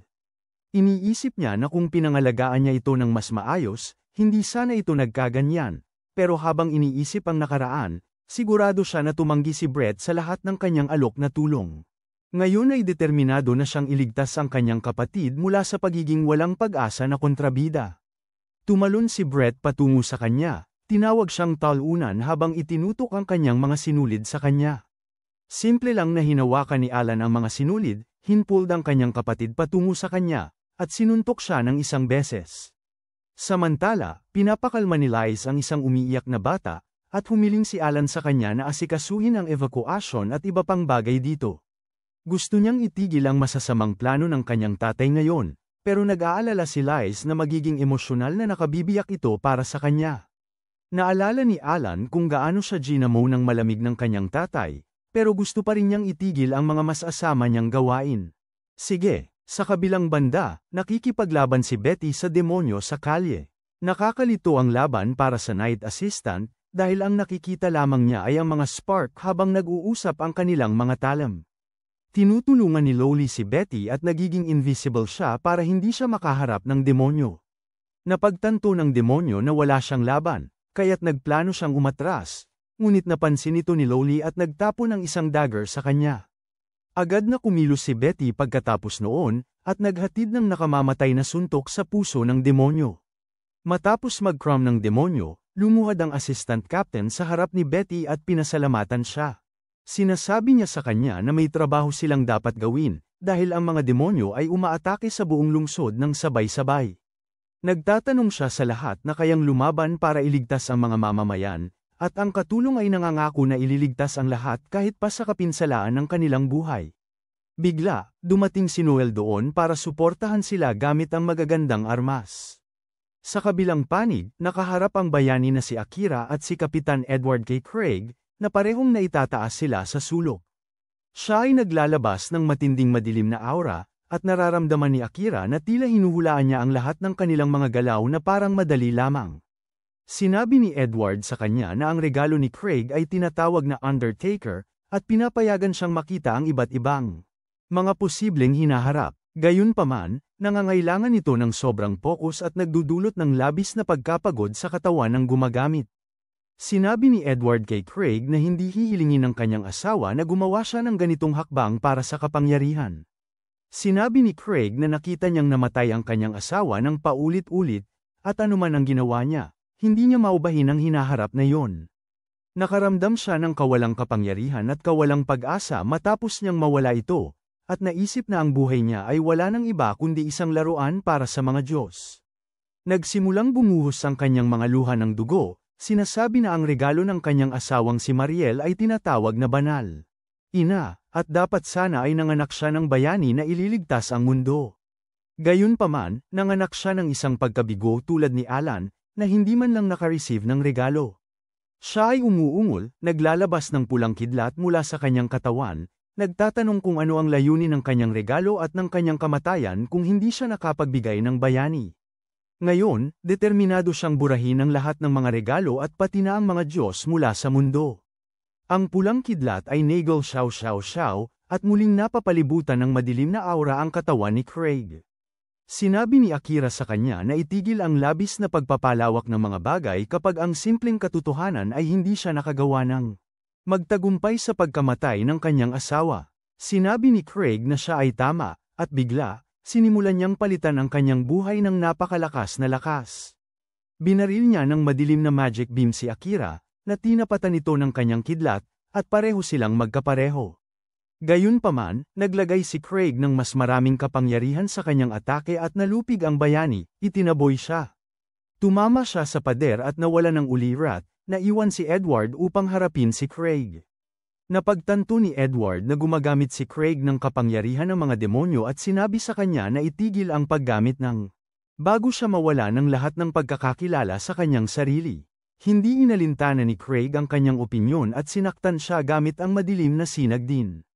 Naramdaman ni Edward na ang dilim ay humihigop at sumusupil sa kanya, at bigla na lang siyang natagpuan sa isang mundo kung saan ang mga masakit na alaala ni Craig ay nakadisplay bilang itim na mga bula na umaangat mula sa dagat. Nagsimula siyang umiyak at humingi ng tawad sa kanyang kaibigan dahil sa hindi pag-unawa sa kanyang sakit, at bigla, nawala ang madilim na aura na nakapaligid kay Craig. Naniniwala si Edward na nailigtas niya ito sa pamamagitan ng kapangyarihan ng pagkakaibigan, ngunit biglang sinaksak siya ni Craig sa puso. Nalaglag siyang patay sa sinabi na yon, at si Akira ay nagulat sa nakita niya. Sumigaw siya kay Craig, sinasabing ang kaibigan niya ay iniisip siya hanggang sa huli, pero wala na siyang pakialam dito. Sinabi niya na siya na ang susunod na mamatay, at nagpapaputok siya ng madilim na sinag sa kanya. Naghanda si Akira na ipadala sa kabilang buhay, pero hindi siya tinamaan ng atake. Nang buksan niya ang kanyang mga mata, nakita niyang nakatayo si Alan sa harap niya, at hindi masaya si Craig na nandito ang anak niyang hindi nagtagumpay para humadlang sa kanya. Tumugon din si Alan na sana ay may iba na lamang na gumawa ng trabahong ito. Pinapuno ni Craig ang kanyang madilim na aura, sinasabi sa kanyang anak na palaging magiging paakit siya sa kanya. Itinapat niya ang madilim na sinag sa kanya, ngunit madaling na-block ito ni Alan. Naguluhan si Craig dahil ang ataking yun ay pinaga niya ng kanyang puot, at naniniwala siya na hindi madaling mapigilan ang kanyang galit. Tinanong niya si Alan kung sino siya, at sumagot si Alan na siya ay isang pagkabigo. Pero kahit noon, may mga tao siyang hindi maiiwanan, at gusto ng kanyang nanay na tulungan niya ang lahat. Nagpalabas si Alan ng nagniningning na aura, ngunit lalo pang nagalit si Craig sa kanya at tinanong siyang huwag kunin ang pangalan ng kanyang asawa. Ang kanyang puot at kadiliman ay nagsisimulang bumagabag sa kanyang katawan, at siya ay nagpapalabas ng isang matinding madilim na sinag patungo kay Alan, na nahihirapang harapin ito. Bigla, Natagpuan ni Alan ang sarili sa dagat ng kalungkutan ng kanyang ama at naramdaman ang kanyang walang hanggan na pagdaramdam. Nakita niya ang mga alaala ng pagkamatay at libing ng kanyang ina, at pati na rin ang kanyang sariling kapanganakan. Ito ang unang pagkakataon na napagtanto ni Alan kung gaano kamahal ng kanyang mga magulang ang isa't isa. Ngunit sa kabila nito, hindi niya hahayaang sirain ng kanyang ama ang mundo. Pinalaya niya ang kanyang buong kapangyarihan at pinalayas ang lahat ng kadilimang nakapaligid sa kanya. Ginamit niya ang kanyang espesyal na galaw at nag-anyaya ng maraming ethereal na espada at pinadala ang mga ito kay Craig. Nakakuha si Craig ng direktang tama mula sa makapangyarihang atake, pero tila ayos pa siya sa unang tingin. Subalit bigla siyang nagsimulang manginig, at saka siya bumagsak sa kanyang mga tuhod dahil sa matinding pinsalang natamo. Nagsuka siya ng dugo sa kanyang sugatang espada at sumigaw kay Alan, tinawag siyang isang kabiguan. Pinakawalan niya ang kanyang kapangyarihan at pinalakas ito, lumilikha ng isang buhawi sa paligid niya. Ang kanyang kapangyarihan ay lumilikha ng madidilim na ulap sa langit na lumalaki at sumasaklaw sa buong kalangitan. Ang lungsod ay nagiging madilim at ang mga tao ay nahihirapan, umaasang katapusan na ng mundo. Pero humihingi si Lies sa lahat na kalmado lang at magtiwala kay Alan. Sa training arena, patuloy na naglalabas si Craig ng labis na madilim na enerhiya, at sabi ni Akira na ito ay lampas sa kakayahan ng tao. Sabi ni Alan na wala na siyang choice kundi itigil ang kanyang tatay ngayon. Sinimulan niyang unti-unting ilabas ang kanyang buong kapangyarihan habang tumatakbo papunta sa kanyang tatay. Humahataw siya ng bilis at pagkatapos ay ginamit ang isa sa kanyang mga ultimate attack na tinatawag na Flash at nag-charge papunta kay Craig na ang buong katawan ay natakpan ng siksik na mahika. Ang kanyang matinding atake ay sumasalungat sa madilim na buhawi, nagpapalipad ng mga patak ng madilim na enerhiya sa lahat ng dako. Patuloy na sinasalakayin ni Alan ang depensa ng kanyang ama, nang biglang may mga madilim na tentakulo na lumitaw mula sa buhawi at kumapit sa kanya. Nakita niya ang kanyang sarili sa isipan ng kanyang ama, na may lamang madilim na sphere sa harap niya. Naririnig niya ang mga ungol mula sa sphere at na-realize niya na yun ang kanyang ama, na nakabilanggo ng kanyang galit. Napagtanto ni Alan na hindi siya gaanong naiiba sa kanyang ama, dahil tumatakbo rin siya mula sa mga pagtataksil ng kanyang nakaraang buhay sa lahat ng panahong ito. Sa isang paraan, nauunawaan niya kung ano ang pakiramdam na maging preso ng negatibong emosyon. Kaya't nagpasya siyang palayain ang kanyang ama. Sinaksak niya ang madilim na bilog, at bigla, isang maliwanag na haligi ng liwanag ang lumitaw sa harap niya. Ang haligi ng liwanag ay nagsimulang lumawak, sinisipsip ang lahat sa kanyang daraanan, at sa kasamaang palad, ang kadiliman sa paligid ni Craig sa totoong mundo ay humina. Pagkatapos, sa isang berdeng liwanag, muli siyang lumitaw, labis na nasugatan. Isang mahiwagang kumikindat na paru-paro ang bumaba patungo sa kanya, at sa pagkaumangon nito sa kanyang kamay, nagsimula ng gumuho ang katawan ni Craig. Habang siya ay nawawala, sa wakas ay tinatanggap ni Craig na ang kanyang nabigong anak ay tinanggap na ang kanyang kapalaran. Siya ay umiiyak, binanggit ang pangalan ng kanyang asawa bilang huling mga salitang kanyang binigkas bago siya ginabayan ng mahiwagang paru-paro patungo sa kabilang buhay. Hindi nagtagal, bumisita si Alan sa hari, na nagbigay sa kanya ng titulong Duke ng Westphal para sa kanyang magagandang serbisyo sa nakaraang labanan. Gayunpaman, magalang na tinanggihan ni Alan ang gantimpala, at ito ay tinanggap ng hari. Habang naglalakad pabalik sa kanyang opisina, tinanong siya ng kanyang katulong kung sigurado siyang pinakawalan ang bata. Naalala ng hari na niyayakap ang batang si Lies, na nag-excited na nagsabi sa kanya tungkol kay Alan. Iniisip niya na nailigtas ng bata ang bansa at ang kanyang mahal na anak na babae, kaya ito ang kaunting maitutulong niya para sa kanya. Samantala, si Alan ay naghahanda na umalis kasama si Noel at ang mga mabababang tao, nang biglang tumakbo si Lies papunta roon at humiling na isama siya. Nagulat sila dahil ang isang prinsesa ay hindi dapat umalis sa palasyo ng walang dahilan, pero ipinaalam ni Lies sa kanila na siya ay Lies Westphal na, at aalagaan ang teritoryong yun. Walang ibang pagpipilian si Alan kundi tanggapin siya nang marinig yun. Tinanong ni Noel siya tungkol kay Betty, at sinabi ni Lies na siya ay tagapagbantay ng royal na pamilya. Gayunpaman, ngayon ay hindi agad na miyembro si Lies ng royal na pamilya, kaya hindi siya makapaglingkod sa kanya. Sa kabila nito, sinisikap ni Betty na makahanap ng paraan upang makapaglingkod sa kanya.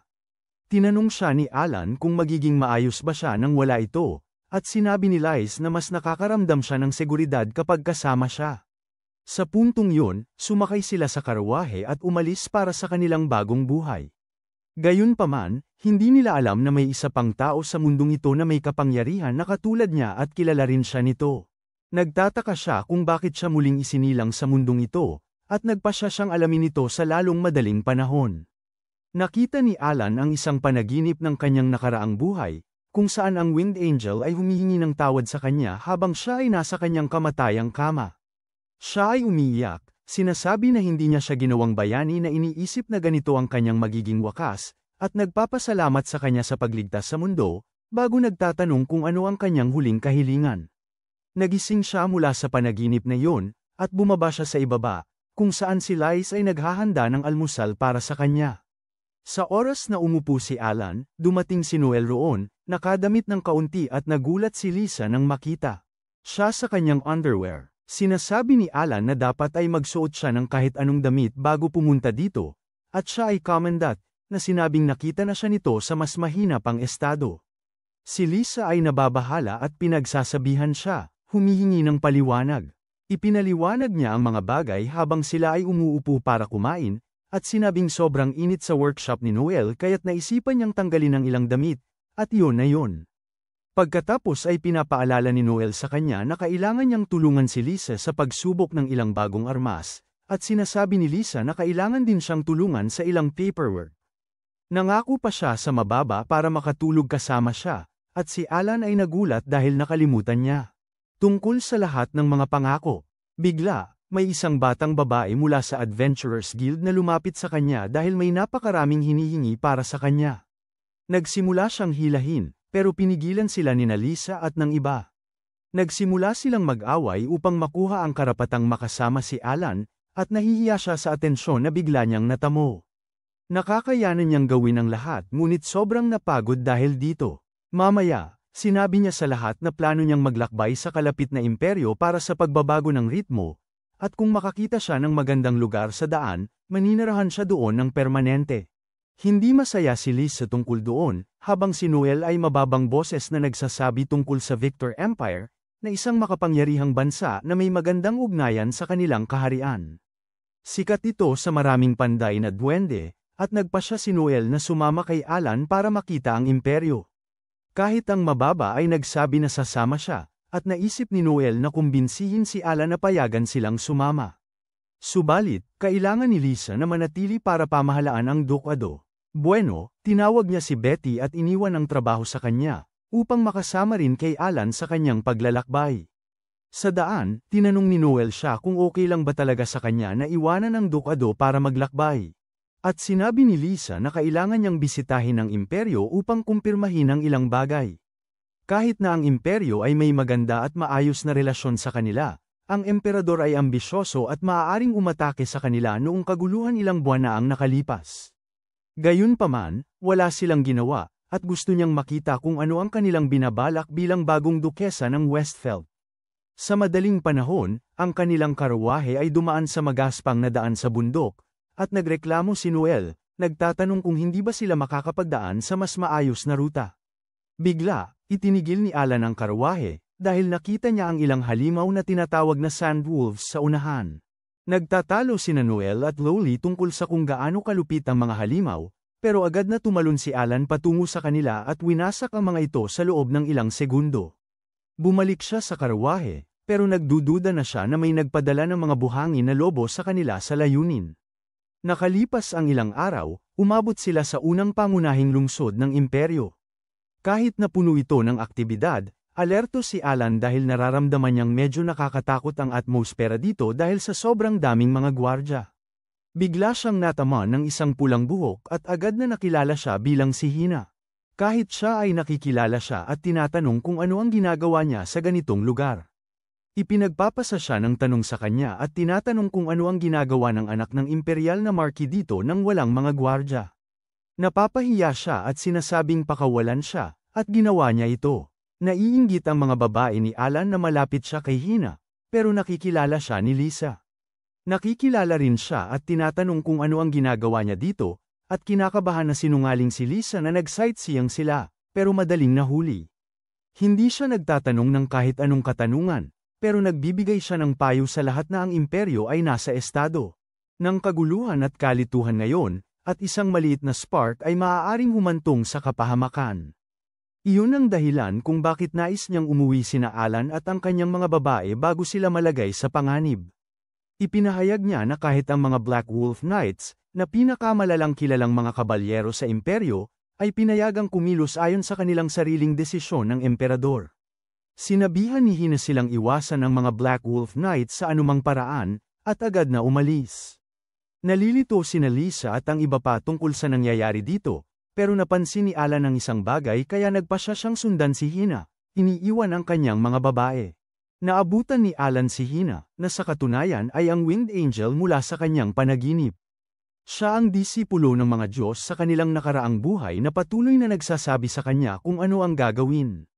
Tinanong niya siya kung nag-warning siya sa kanila kanina bilang Hina o bilang ang anghel, at sumagot siya na siya ay naging siya lang, dahil sa pagkakataong ito, medyo limitado ang kanyang mga kapangyarihan. Sabi ni Alan na nakakagulat na siya rin ay napunta sa mundong ito, at namumula si Hina habang sinasabi niyang dahil palagi siyang umaakit ng gulo saan man siya pumunta, kaya't nahiya siyang pumunta dito para suportahan siya. Sinabi niya sa kanya na magmadali siyang umuwi kung gusto niyang mamuhay ng mapayapa, at umalis na lang siya pagkatapos.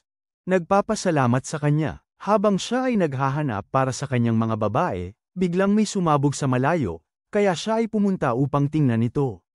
Nakita niya ang isang lalaki na tumatakbo palayo sa mga gwardya at papalapit sa kanya.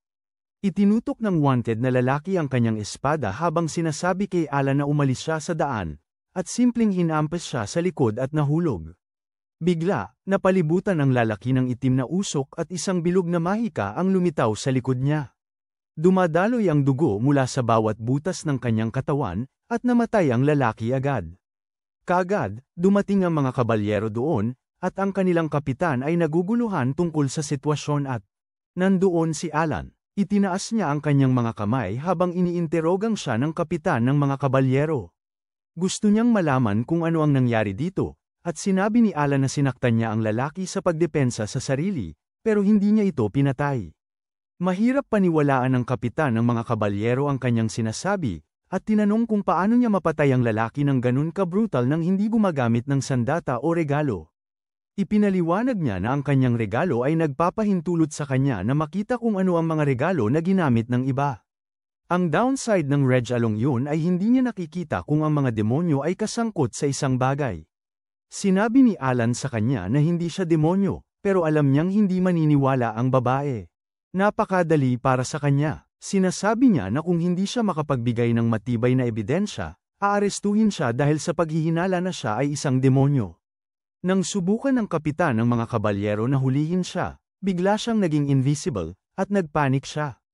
Ipinapadala niya ang kanyang mga kabalyero para bantayan ang hangganan at hanapin si Alan kahit saan. Samantalang, nailigtas si Alan dahil sa tulong ni Lowly, na nagdala sa kanya sa isang imburnal kung saan naghihintay sina Hina, Lisa, at Noel. Nagalit si Hina na napasama siya sa gulo sa kabila ng kanyang babala, pero naguguluhan siya kung ano ang ginagawa niya sa kanyang mga babae. Ipinaliwanag ni Lisa na naghihintay sila sa kanyang pagbabalik nang nilapitan sila ni Hina at sinabi sa Lowly na tulungan siya. Naunawaan ni Alan ang lahat, at sinabi na dahil ang regalo ni Lowly ay demonyo sa kalikasan, hindi nahuli ng kapitan ng kabalyero si Lowly. Binigyan niya ito ng pat sa ulo dahil sa mahusay niyang trabaho, at nagmungkahi na agad silang umalis mula sa imperyo. Sinabi ni Hina sa kanya na lahat ng hangganan at pintuan ay nakaselyado na, kaya hindi sila makakatakas. Kahit ang kapangyarihan ng Lowly ay hindi makakatulong sa kanila, dahil magiging alerto ang mga kabalyero sa pagkakataong ito. Nagsimula si Alan na tumitig kay Hina at sinabi na marahil maaari siyang makatulong sa kanila. Dinala niya ang lahat sa kanyang bahay, kung saan nakilala ng butler si Alan. Nakilala rin ni Alan ang butler na si Silas, na naglingkod sa kanilang pamilya bago siya itinaboy ng kanyang siraulong ama. Sinabi ni Silas kay Alan na si Hina ang kumuha sa kanya at sa lahat ng iba pang itinaboy mula sa pamilya, at siya ay naguguluhan. Pumasok sila pagkatapos noon, kung saan patuloy na nagbabound sina Noel at Lowly sa sofa. Dumiretso si Alan sa paksa at tinanong siya kung ano ang problema sa imperyo. Sinabi ni Hina sa kanila na mahigit 1 taon na ang nakararaan, pinatay ang emperador, at napagtanto ni Lisa. Kaya naman hindi sinubukan ng imperyo na salakayin sila. Tinutukoy ni Noel kay Hina kung ayos lang bang ibulgar niya ang ganitong mahalagang impormasyon sa mga dayuhan, at sumasagot siya na nagtitiwala siyang hindi sila mga tao na mag-aabuso sa impormasyong ito. Umiwas sila sa kanilang mga kwarto, at binisita ni Hina si Alan sa gabi. Tinanong niya siya kung sa tingin niya ay mga demonyo ang nasa likod ng pagpaslang, at pumayag siya. Naniniwala siya na tanging mga demonyo o si Alan lamang ang makakapagdaan sa mga gwardya ng hari para patayin siya, at sinabi niya na kaya rin niyang gawin iyon. Sinasabi ni Hina na walang kapakinabang sa kanya sa paggawa nito. Tinanong ni Alan kung mula kailan siya nagmamasid sa kanya, dahil kung hindi siya dapat umarkila ng butler at iba pa, at hindi siya dapat nakatagpo sa kanya agad pagkatapos niyang pumasok sa imperyo. Sabi ni Hina na coincidence lang ito at umalis sa kanyang kwarto. Nang lumabas siya sa kwarto ni Alan, tuwang-tuwa siya na nakita ang kanyang ngiti pagkatapos ng matagal na panahon. Sa kanilang nakaraang buhay, nagsilbi siya sa kanyang tabi bilang disipulo ng mga Diyos. Nakita niyang nalungkot si Alan dahil sa puot na natamo niya mula sa lahat. At dahil doon, nagpasya siyang mag-reincarnate sa mundong ito upang matiyak na mamuhay siya ng masaya dito. Si Hina ay matagal nang nagbabantay kay Alan, at siya ay masaya na nakatagpo siya ng mga tao na nagpapasaya sa kanya, kahit na siya ay naiinggit na hindi siya kabilang sa kanila. Sa lalong madaling panahon, ang pagdiriwang ni Alan ay nagsettle sa kastilyo ni Hina, ngunit si Noel ay nagsimula ng tantrum dahil siya ay nababagot. Gusto niyang makita ang mga pagawaan ng mga duwende na sikat sa imperyo, pero sinabi ni Hina sa kanya na tumiwalag na sa ideyang iyon dahil ang lungsod ay nasa ilalim ng mahigpit na pagbabantay. Ito ay nagdulot ng matinding epekto sa kalusugan ng isip ni Noel, at siya ay nagsimulang mag-imbento ng isang di nakikitang talam mula sa kanyang imahinasyon. Sinasabi ni Alan na hinahabol lang siya ng mga Black Wolf Knights, kaya magiging maayos si Noel kahit na lumabas siya. Kahit si Hina ay nagsasabi rin ito, at sobrang excited na si Noel ngayon. Kinabukasan, siya at ang loli ay umalis patungo sa syudad at nag-explore ng iba't ibang tindahan ng panday bago subukan ang ilang street food. Biglang napansin ni Noel na napakaraming elves dito, at lahat sila ay nakatingin sa kanya. Nagsimula siyang mag-isip na akala nila cute siya, at nag-i-imagine na siya kung paano siya pipirma ng autographs para sa kanila. Ngunit habang sila ay lumalapit sa kanya, kumilos ang loli, at hinayla si Noel palayo sa kanila, na kumikilos. Bilang kanyang tagapagtanggol, nang bumalik sila sa bahay ni Hina, pagod na pagod si Noel, pero masaya rin siya na medyo sikat siya. Sinabi ni Hina sa kanya na siya ay sikat sa mga elf, pero hindi para sa mga dahilan na iniisip niya. Sinabi niya kay Noel na sumunod sa kanya kung gusto niyang malaman ang dahilan ng kanyang kasikatan, at sinamahan sila ng buong grupo. Nakapunta sila sa walang laman na courtyard, kung saan ginamit ni Hina ang kanyang mga banal na kapangyarihan, at sa isang maliwanag na pagsikat ng liwanag, lahat ay na-teleport sa isang gubat. Lahat ay naguluhan, at pagkatapos ay sinabi ni Hina sa kanila na ito ang gubat ng mga elf, at si Noel. Maaaring malaman pa ang tungkol sa kanyang sarili dito. Sabi ni Lisa na nasa kastilyo sila ngayon, at ipinaliwanag ni Hina na nasa parehong lugar sila, pero sa ibang dimensyon. Ipinagmamalaki niyang ang gubat ng mga elves ay protektado ng isang malakas na hadlang dahil ayaw nila ng mga dayuhan. Sino mang bumisita sa kanila ay nililinis ang kanilang alaala, pero may pahintulot si Hina na makapasok sa gubat ng malaya. Namangha si Alan na kayang lumikha ng mga elves ng hadlang na napakalakas na kahit siya ay hindi ito matukoy, at tinanong si Hina kung mayroon siyang kinalaman dito. Nakanginig na inamin niya na siya ay isang maliit na bahagi nito, at pagkatapos ay nagsimula siyang manguna sa grupo sa loob. Pumasok sila sa kailaliman ng gubat, at napansin ni Noel na parang kabilang siya dito, ngunit wala siyang mga alaala ng lugar na ito. Sa hindi magtatagal, natagpuan nila ang kanilang mga sarili na napapaligiran ng mga elf. Nakaalerto si Alan habang papalapit ang mga elf, ngunit hindi niya maramdaman ang anumang masamang intensyon mula sa kanila. Bigla, lumuhad ang mga elf, at sinabi ni Hina na ito ang halatang reaksyon dahil nakabalik na ang kanilang pinuno. Tinanggap ng mga elf ang kanilang pinuno pabalik sa tahanan, at napapabulong si Noel habang tinatanong sila kung sila ay Nagsasalita tungkol sa kanya. Sinasabi ng isang elf na matagal na nilang hinihintay siya, pero hindi pa rin nauunawaan ni Noel kung ano ang nangyayari. Nang kumpirma hinihina na siya nga ang huling natitirang elf na may dugo ng royal family, sa kanya lang naisip ang kanyang posisyon. Ang elf na dati ay nagpakilala bilang Percival, ang kinatawan ng hari, at muli niyang tinanggap si Noel at ang kanyang mga kaibigan sa gubat. Inaanyayahan sila sa kanilang pamayanan, na isang grupo ng mga bahay kahoy. Ang mga elf ay gumagamit ng muebles ng tao at naglalaro ng chess, at ito ay nagugulat kay Alan.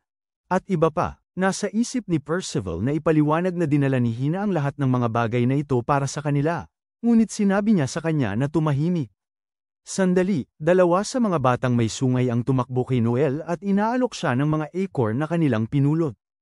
Kumuha siya ng isa mula sa bawat isa, at nangako ang mga bata na dadalhan siya ng mas kamanghamanghang mga bagay bukas. Sinabi ni Percival sa mga bata na umalis na, at kahit hiniling na lumabas ang isa na nagtago sa likod ng mga puno. Ang batang nagngangalang Phil ay lumabas mula sa pagtatago, at sinabi ni Percival na umalis na siya dahil abala ang kanilang pinuno. Sinabi ni Noel na mayroon siyang oras para makipag-usap sa kanya, ngunit hindi ito sinang-ayunan ni Percival. Nagreklamo si Phil na kinausap ng ibang bata ang guhit kahit na masama silang tao. Malakas na pinagsabihan siya ni Percival dahil sa pagiging resista, at tumakbo ang bata na umiiyak. Nagtataka si Noel kung ano ang ibig niyang sabihin tungkol sa masamang tao, pero sinabi ni Percival na wala iyon at sinimulang dalhin ang grupo sa loob. Samantala, sa mundo ng tao, umalis ng patago si Kapitan Lazet na nakipag-away kay Alan kanina, mula sa isang gusali. Binalaan siya ng kanyang bastos na nasasakupan na si Oswald, na ipinadala niya sa isang misyon para hanapin ang gubat ng mga elf. Ipinapahayag niya na siya ay nabigo, at pinagagalitan siya ni Lazet tungkol sa pagiging isang uhaw sa dugo at adik sa labanan. Binalikan niya ito ng parehong insulto, at inilagay niya ang kanyang espada sa kanyang leeg. Wala nang pakialam si Oswald at bumalik sa kanyang misyon. Sa gubat ng mga elfa, lahat ay nag-e-enjoy sa isang piyesta. Si Noel ang sentro ng atensyon. Umupo si Percival sa tabi ni Alan at nagsimulang pag-usapan kung gaano kaod ang panahon para sa mga elfa na walang kanilang pinuno. Ipinaliwanag niya na kung ang mga elfa ay hindi nagsisilbi sa kanilang mga pinuno, hindi sila makapagpapalaki o makapag-anak. Pinasalamatan ni Percival si Hina sa pagdadala ng pag-asa sa buhay ng mga elfo sa pamamagitan ng pagsasabi sa kanya tungkol kay Noel. Hindi lang yun, pinili ring ipakita ni Hina ang mga nakatago na elfo sa ibang kultura. Dinala niya ang mga bagay ng tao, at nagsimula ng maunawaan ng mga elfo ang mga tao dahil doon. Salamat dito, maraming elfo ang malayang bumibisita sa mundo ng tao. Nagtanong si Alan kung si Hina din ba ang nagdala sa mga horned children sa nayon. Alam niya na sila ay mga demon na bata, pero sinisiguro kay Percival na wala siyang galit sa mga demonyo sa kanyang puso. Pero, siya ay curious kung paano ang mga demonyo, na kinamumuhian sa buong mundo, ay nakakapag-live ng payapa kasama ang mga mahiyain na elfo. Ipinaliwanag ni Percival na 3 taon na ang nakalipas, biglang humiling si Hina na alagaan nila ang 2 ulilang batang demonyo. Karamihan sa mga elfo ay hindi pabor doon, pero sinabi ni Hina sa kanila na kung mamuhay sila kasama ang ibang lahi, sila ay lalago kahit na wala ang kanilang hari. Kaya't sumang-ayon ang lahat na hayaan ang mga batang demonyo na manatili dito, pero karamihan sa kanila ay hindi pa rin sila tinatanggap. Sa kalaunan, si Noel ay pagod na pagod dahil sa lahat ng hindi kanais-nais na atensyon na natanggap niya, at hindi siya masaya sa kung gaano kaangal ang mga elf habang sinusubukan siyang kumbinsihin. Nag-aalangan si Lowly na tanungin siya kung talagang magiging pinuno siya ng mga elf, at sumagot siya na wala siyang ideya tungkol dito sa ngayon. Nang makita ang sobrang lungkot ng atmosfera, iminungkahi ni Alan na dapat na silang magpahinga ngayon, pero tinawagan si Hina na makipagkita sa kanya mamaya. Naiwan si Noel na mag-isa sa sala, nag-iisip tungkol sa kanyang desisyon. Naabot niya ang ambisyon ng kanyang mentor na si Vanessa sa paggawa ng pinakahuling espada, at ngayon, wala siyang sariling layunin. Buhos ng kalituhan, nagpasya si Noel na maglakad-lakad sa sariwang hangin. Habang nakatingin siya sa buwan, si Alan ay nanonood sa kanya mula sa bintana. Binisita siya ni Hina at tinanong kung ang gesture kanina ay upang tawagin siya sa kanyang silid. Nakiusap siya na maging maingat sa kanya dahil ito ang kanyang unang pagkakataon, at habang siya ay nagpapakita ng labis na pagnanais para sa halik, sinabi ni Alan na maaari na siyang umalis dahil tapos na siya sa kanya. Si Hina ay nagalit sa kanya dahil sa panloloko, at pagkatapos niyang kumalma, tinanong niya kung ano ang nais nito. Sabi ni Alan na gusto niyang malaman tungkol sa mga demonyong bata. Si Hina ay nagmura kay Percival dahil sa kanyang pagiging masyadong madaldal, at pagkatapos ay sinabi kay Alan na may ilang bagay tungkol sa mga demonyo na hindi pa niya alam. Una sa lahat, ang mga demonyo ay hindi isang natatanging lahi. Kapag ang isang tao ay napuno ng puot sa ibang tao, at nais na mamatay ang lahat, kinikilala sila ng kalooban ng mundo bilang demonyo. Gayunpaman, ang mga batang demonyo ay mga pagbubukod, dahil sila ay isinilang ng mga magulang na demonyo, na halos palaging iniwan sila. Sila ay kinapopootan at hinahunt mula sa oras na sila ay pumasok sa mundong ito. At iyon ang dahilan kung bakit ang kanilang puot at mga katangiang demonyo ay lumalaki. Ang mga batang demonyo ay pumapatay para makasurvive at lumakas, patuloy ang masamang siklo ng puot. Sabi ni Hina na nakita niya ang dalawang bata nang hinahabol sila ng mga tao, at hindi niya maaring hayaan lang silang mangyari yun, kaya iniligtas niya sila. Ngumiti si Alan sa kanya, at sinabi na ito ang eksaktong naiisip niya na gagawin niya. Kinabukasan, pinangunahan ni Percival si Noel at ang kanyang mga kaibigan sa isang mahiwagang lawa sa loob ng kagubatan. Mukhang wala sa sarili si Noel, at tinanong siya ni Hina kung labis ba siyang nababahala sa paggawa ng desisyon. Hiniling niya na huwag magdalamhati sa pagiging para sa pinuno ng mga elf dahil sila ay nag-iisip kung paano mamuhay ng mag-isa. Bigla, dumating ang dalawang demon na bata at ibigay kay Noel ang kumikislap na bato tulad ng kanilang ipinangako. Pinasalamatan niya sila, at pagkatapos ay sinabi ni Hina na ito ay isang espiritu na bato, isang kristalisasyon ng kapangyarihan ng elf, na isang mahalagang sangkap sa alchemy. Bigla, dumating si Phil at inihagis ang espiritu na bato. Sabi niya sa mga bata na demon na lumayo sa kanilang pinuno, at nagsimula silang umiyak. Habang sinusubukan ni Noel na pahupain sila, pinagsabihan ni Percival ang racist na piraso ng tae, pero tumakbo siya palayo. Na-realize ni Alan na talagang galit ang mga elf sa mga demonyo, at sumagot si Hina na hindi lang mga elf, kundi kahit ang isang kasing mabait ni Lisa ay may problema sa paglapit sa mga bata. Umalis si Hina at nakita si Phil na umiiyak sa kalye ng lungsod ng tao.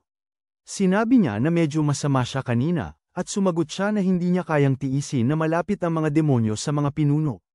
Tinanong siya ni Hina kung may nagawa bang masama ang mga demonyo sa kanya, at sinabi niya na wala.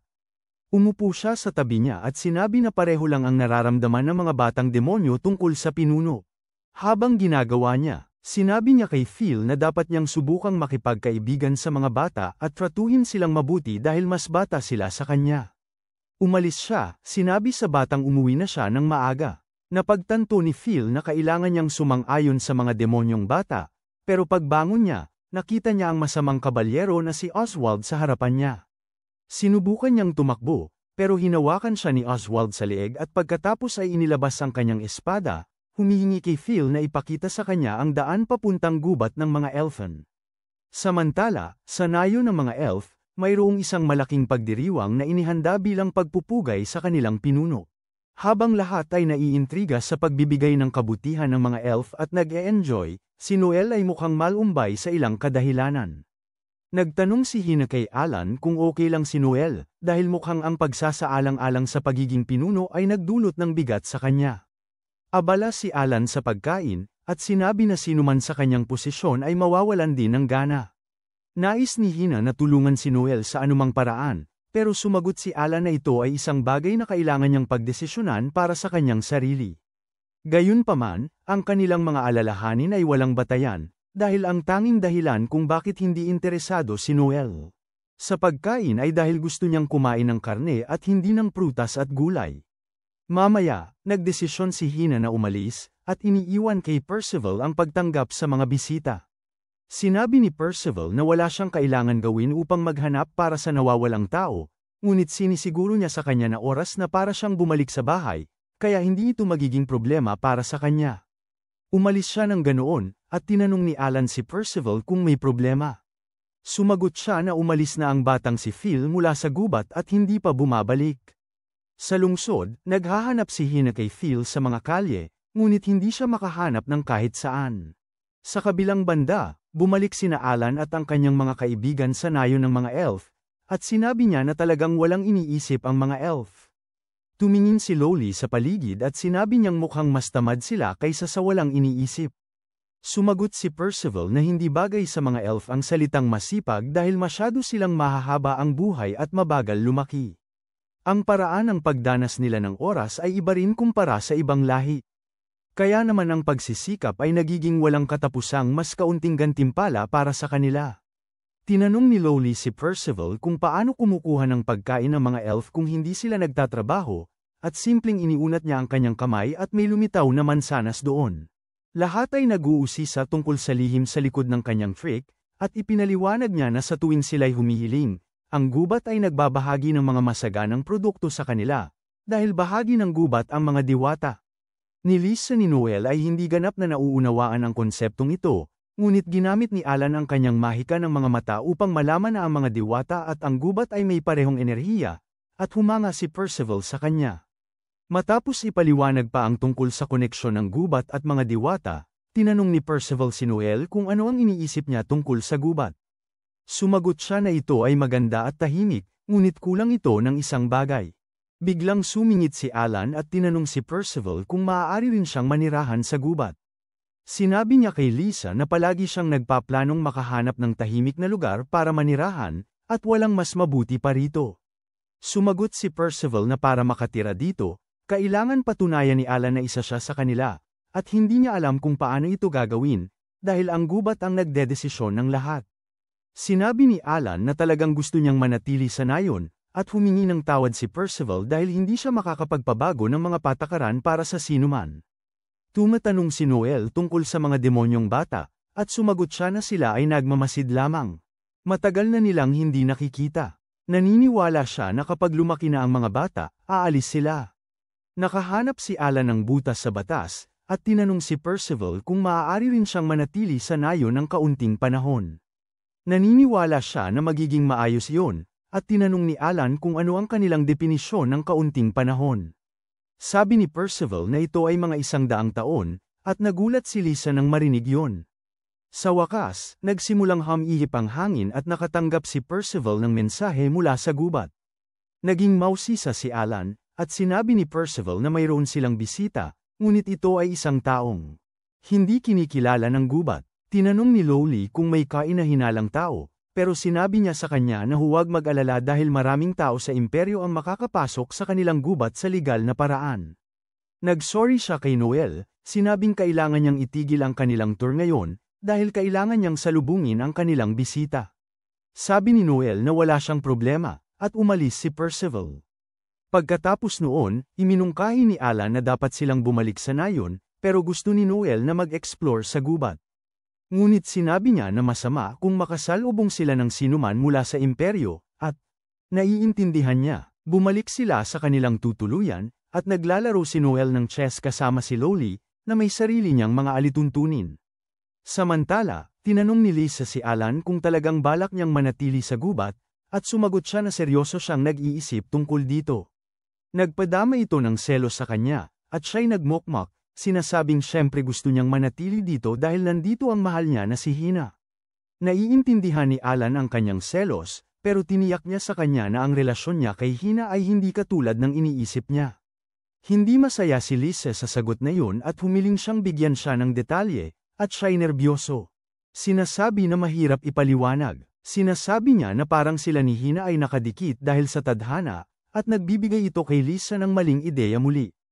Sa kabilang dako, bumalik si Hina sa kanyang mansyon, kung saan natagpuan niya si Lizette, ang kapitan ng Black Wolf Knights na naghihintay sa kanya.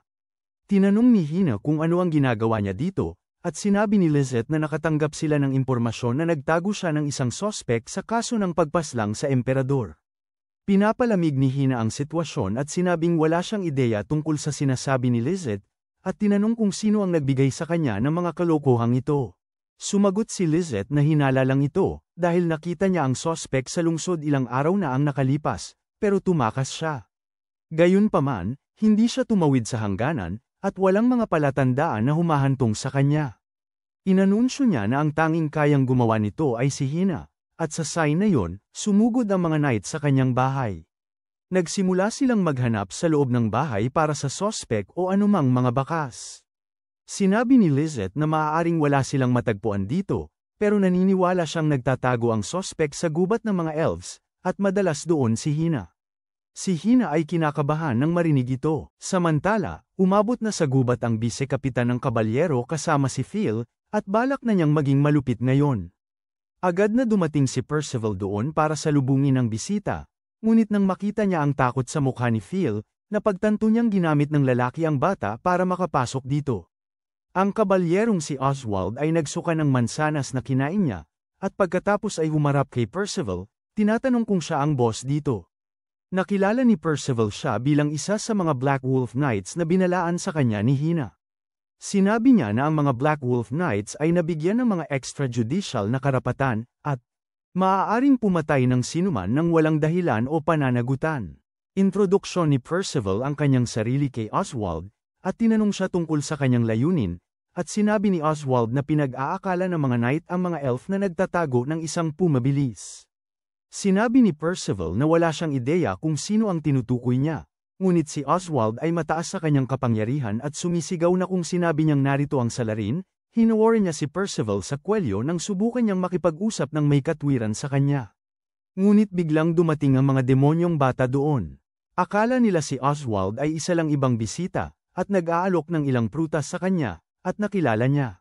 Silang mga demonyo, sinubukan ni Percival na protektahan sila, pero itinulak siya ng kabalyero at nagtawanan, sinabing pumunta siya para hanapin ng isang kriminal ngunit nakakita siya ng mga demonyo. Nakiusap si Percival na huwag niyang gawing masama ang mga bata, pero snap si Oswald at nagdulot ng malaking pagsabog. Nararamdaman ito ni Noel dahil sa kanyang koneksyon sa gubat, at pagkatapos ay kinuha ang mga espiritong bato na ibinigay sa kanya ng mga demonyong bata. Ang mga bato ay kumikislap, at naniniwala si Noel na ang mga bata ay maaaring nasa panganib.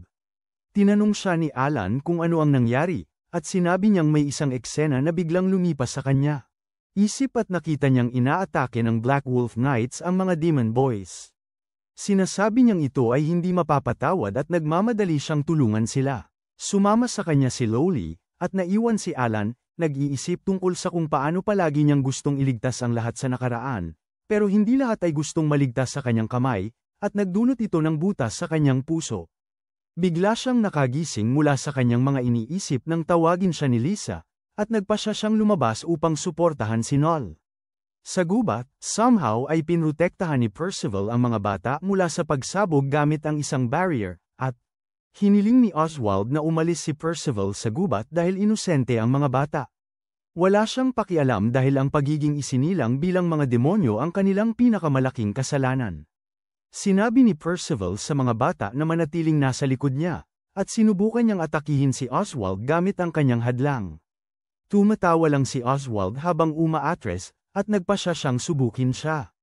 Pinaikot niya ang kanyang daliri at pinasabog ang puno sa likod ni Percival, na nagdulot sa kanya na kumalaglag pasulong. Natalo si Percival, at pagkatapos ay lumapit si Oswald upang patayin ang dalawang takot na demonyo. Umabot si Phil sa pagitan nila upang protektahan ang mga bata, at nagpasya si Oswald na patayin muna siya. Gayunpaman, bago niya maitagilid ang kanyang tibak, may isang martilyo na tumama sa likod ng kanyang ulo, at siya ay lumingon upang makita si Noel doon. Habang tinatawag siya ng lahat na reyna, naiisip ni Oswald na siya ang kanilang leader, pero iginiit ni Noel na isa lamang siyang panday ng tibak. Sinabi niya sa kabalyero na umalis sa kagubatan, at nagpasya siyang harapin din siya. Ikinabig niya ang kanyang mga daliri upang pasabugin ang isang puno malapit sa kanya, pero napansin ni Lolly ang kanyang kabulastugan sa tamang oras at inilipat si Noel sa ligtas na lugar. Patuloy na nag-iikabig si Oswald upang magdulot ng mga pagsabog, at tanging makakatakbo na lang sina Lolly at Noel. Habang nagrereklamo na masyadong matagal si Alan. Sa kabilang banda, natatakot si Percival na baka mapahamak si Noel, kaya't gumamit siya ng magic para makagawa ng espada at inatake si Oswald. Masyadong mabilis ang kabalyero para sa kanya, at madali niyang naiwasan ang atake nito bago siya sinipa palayo. Nakatayo na siya upang salpukin si Percival, ngunit nandyan na si Alan at harangin ang espada niya. Nagrereklamo siya na sa wakas ay nakahanap siya ng pinakamapayang lugar na matirahan, may mga bobo pang dumarating upang guluhin ito, bago niya itulak si Oswald palayo. Tinanong siya ng kabalyero kung sino siya, at sinabi ni Alan na ang pagbibigay ng kanyang pangalan ay mas matagal kaysa sa aktwal na laban. Hindi kayanin ni Oswald ang insulto, at sinubukan niyang atakihin siya, pero ginamit ni Alan ang kanyang mahika upang pigilin ang kanyang lakas. Nagpasya siyang targetin si Noel sa pagkakataong yun, at naglagay ng hindi nakikitang kadena sa pagitan ng kanyang kamay at sa kanya. Pinunit niya ito at nagpadala ng apoy patungo sa kanya, pero pinutol ito ni Alan. Nagulat si Oswald dahil nakikita ni Alan ang kanyang kakayahan, pero sumigaw siya na hindi pa tapos ang laban. Kinuha niya ang kanyang espada at mabilis na tumakbo patungo sa kanya ng may galit, pero biglang lumitaw si Alan sa likod. Bago siya makapagbigay ng parusa, tinanong niya ang kabalyero kung bakit niya tinangkaing patayin ang dalawang bata. Sumagot siya na wala siyang kailangang dahilan para patayin ang mga demonyo, at inatake si Alan, na umiwas at sumagot ng tama, nagwawakas sa laban ng mabilis. Pagkatapos, ginamo ni Lisa si Phil, at nagpunta siyang makipaglaro sa mga batang demonyo na ngayon ay naging kaibigan na niya. Sinabi ni Lisa kay Alan na sobrang saya niya nang iligtas niya ang mga batang demonyo.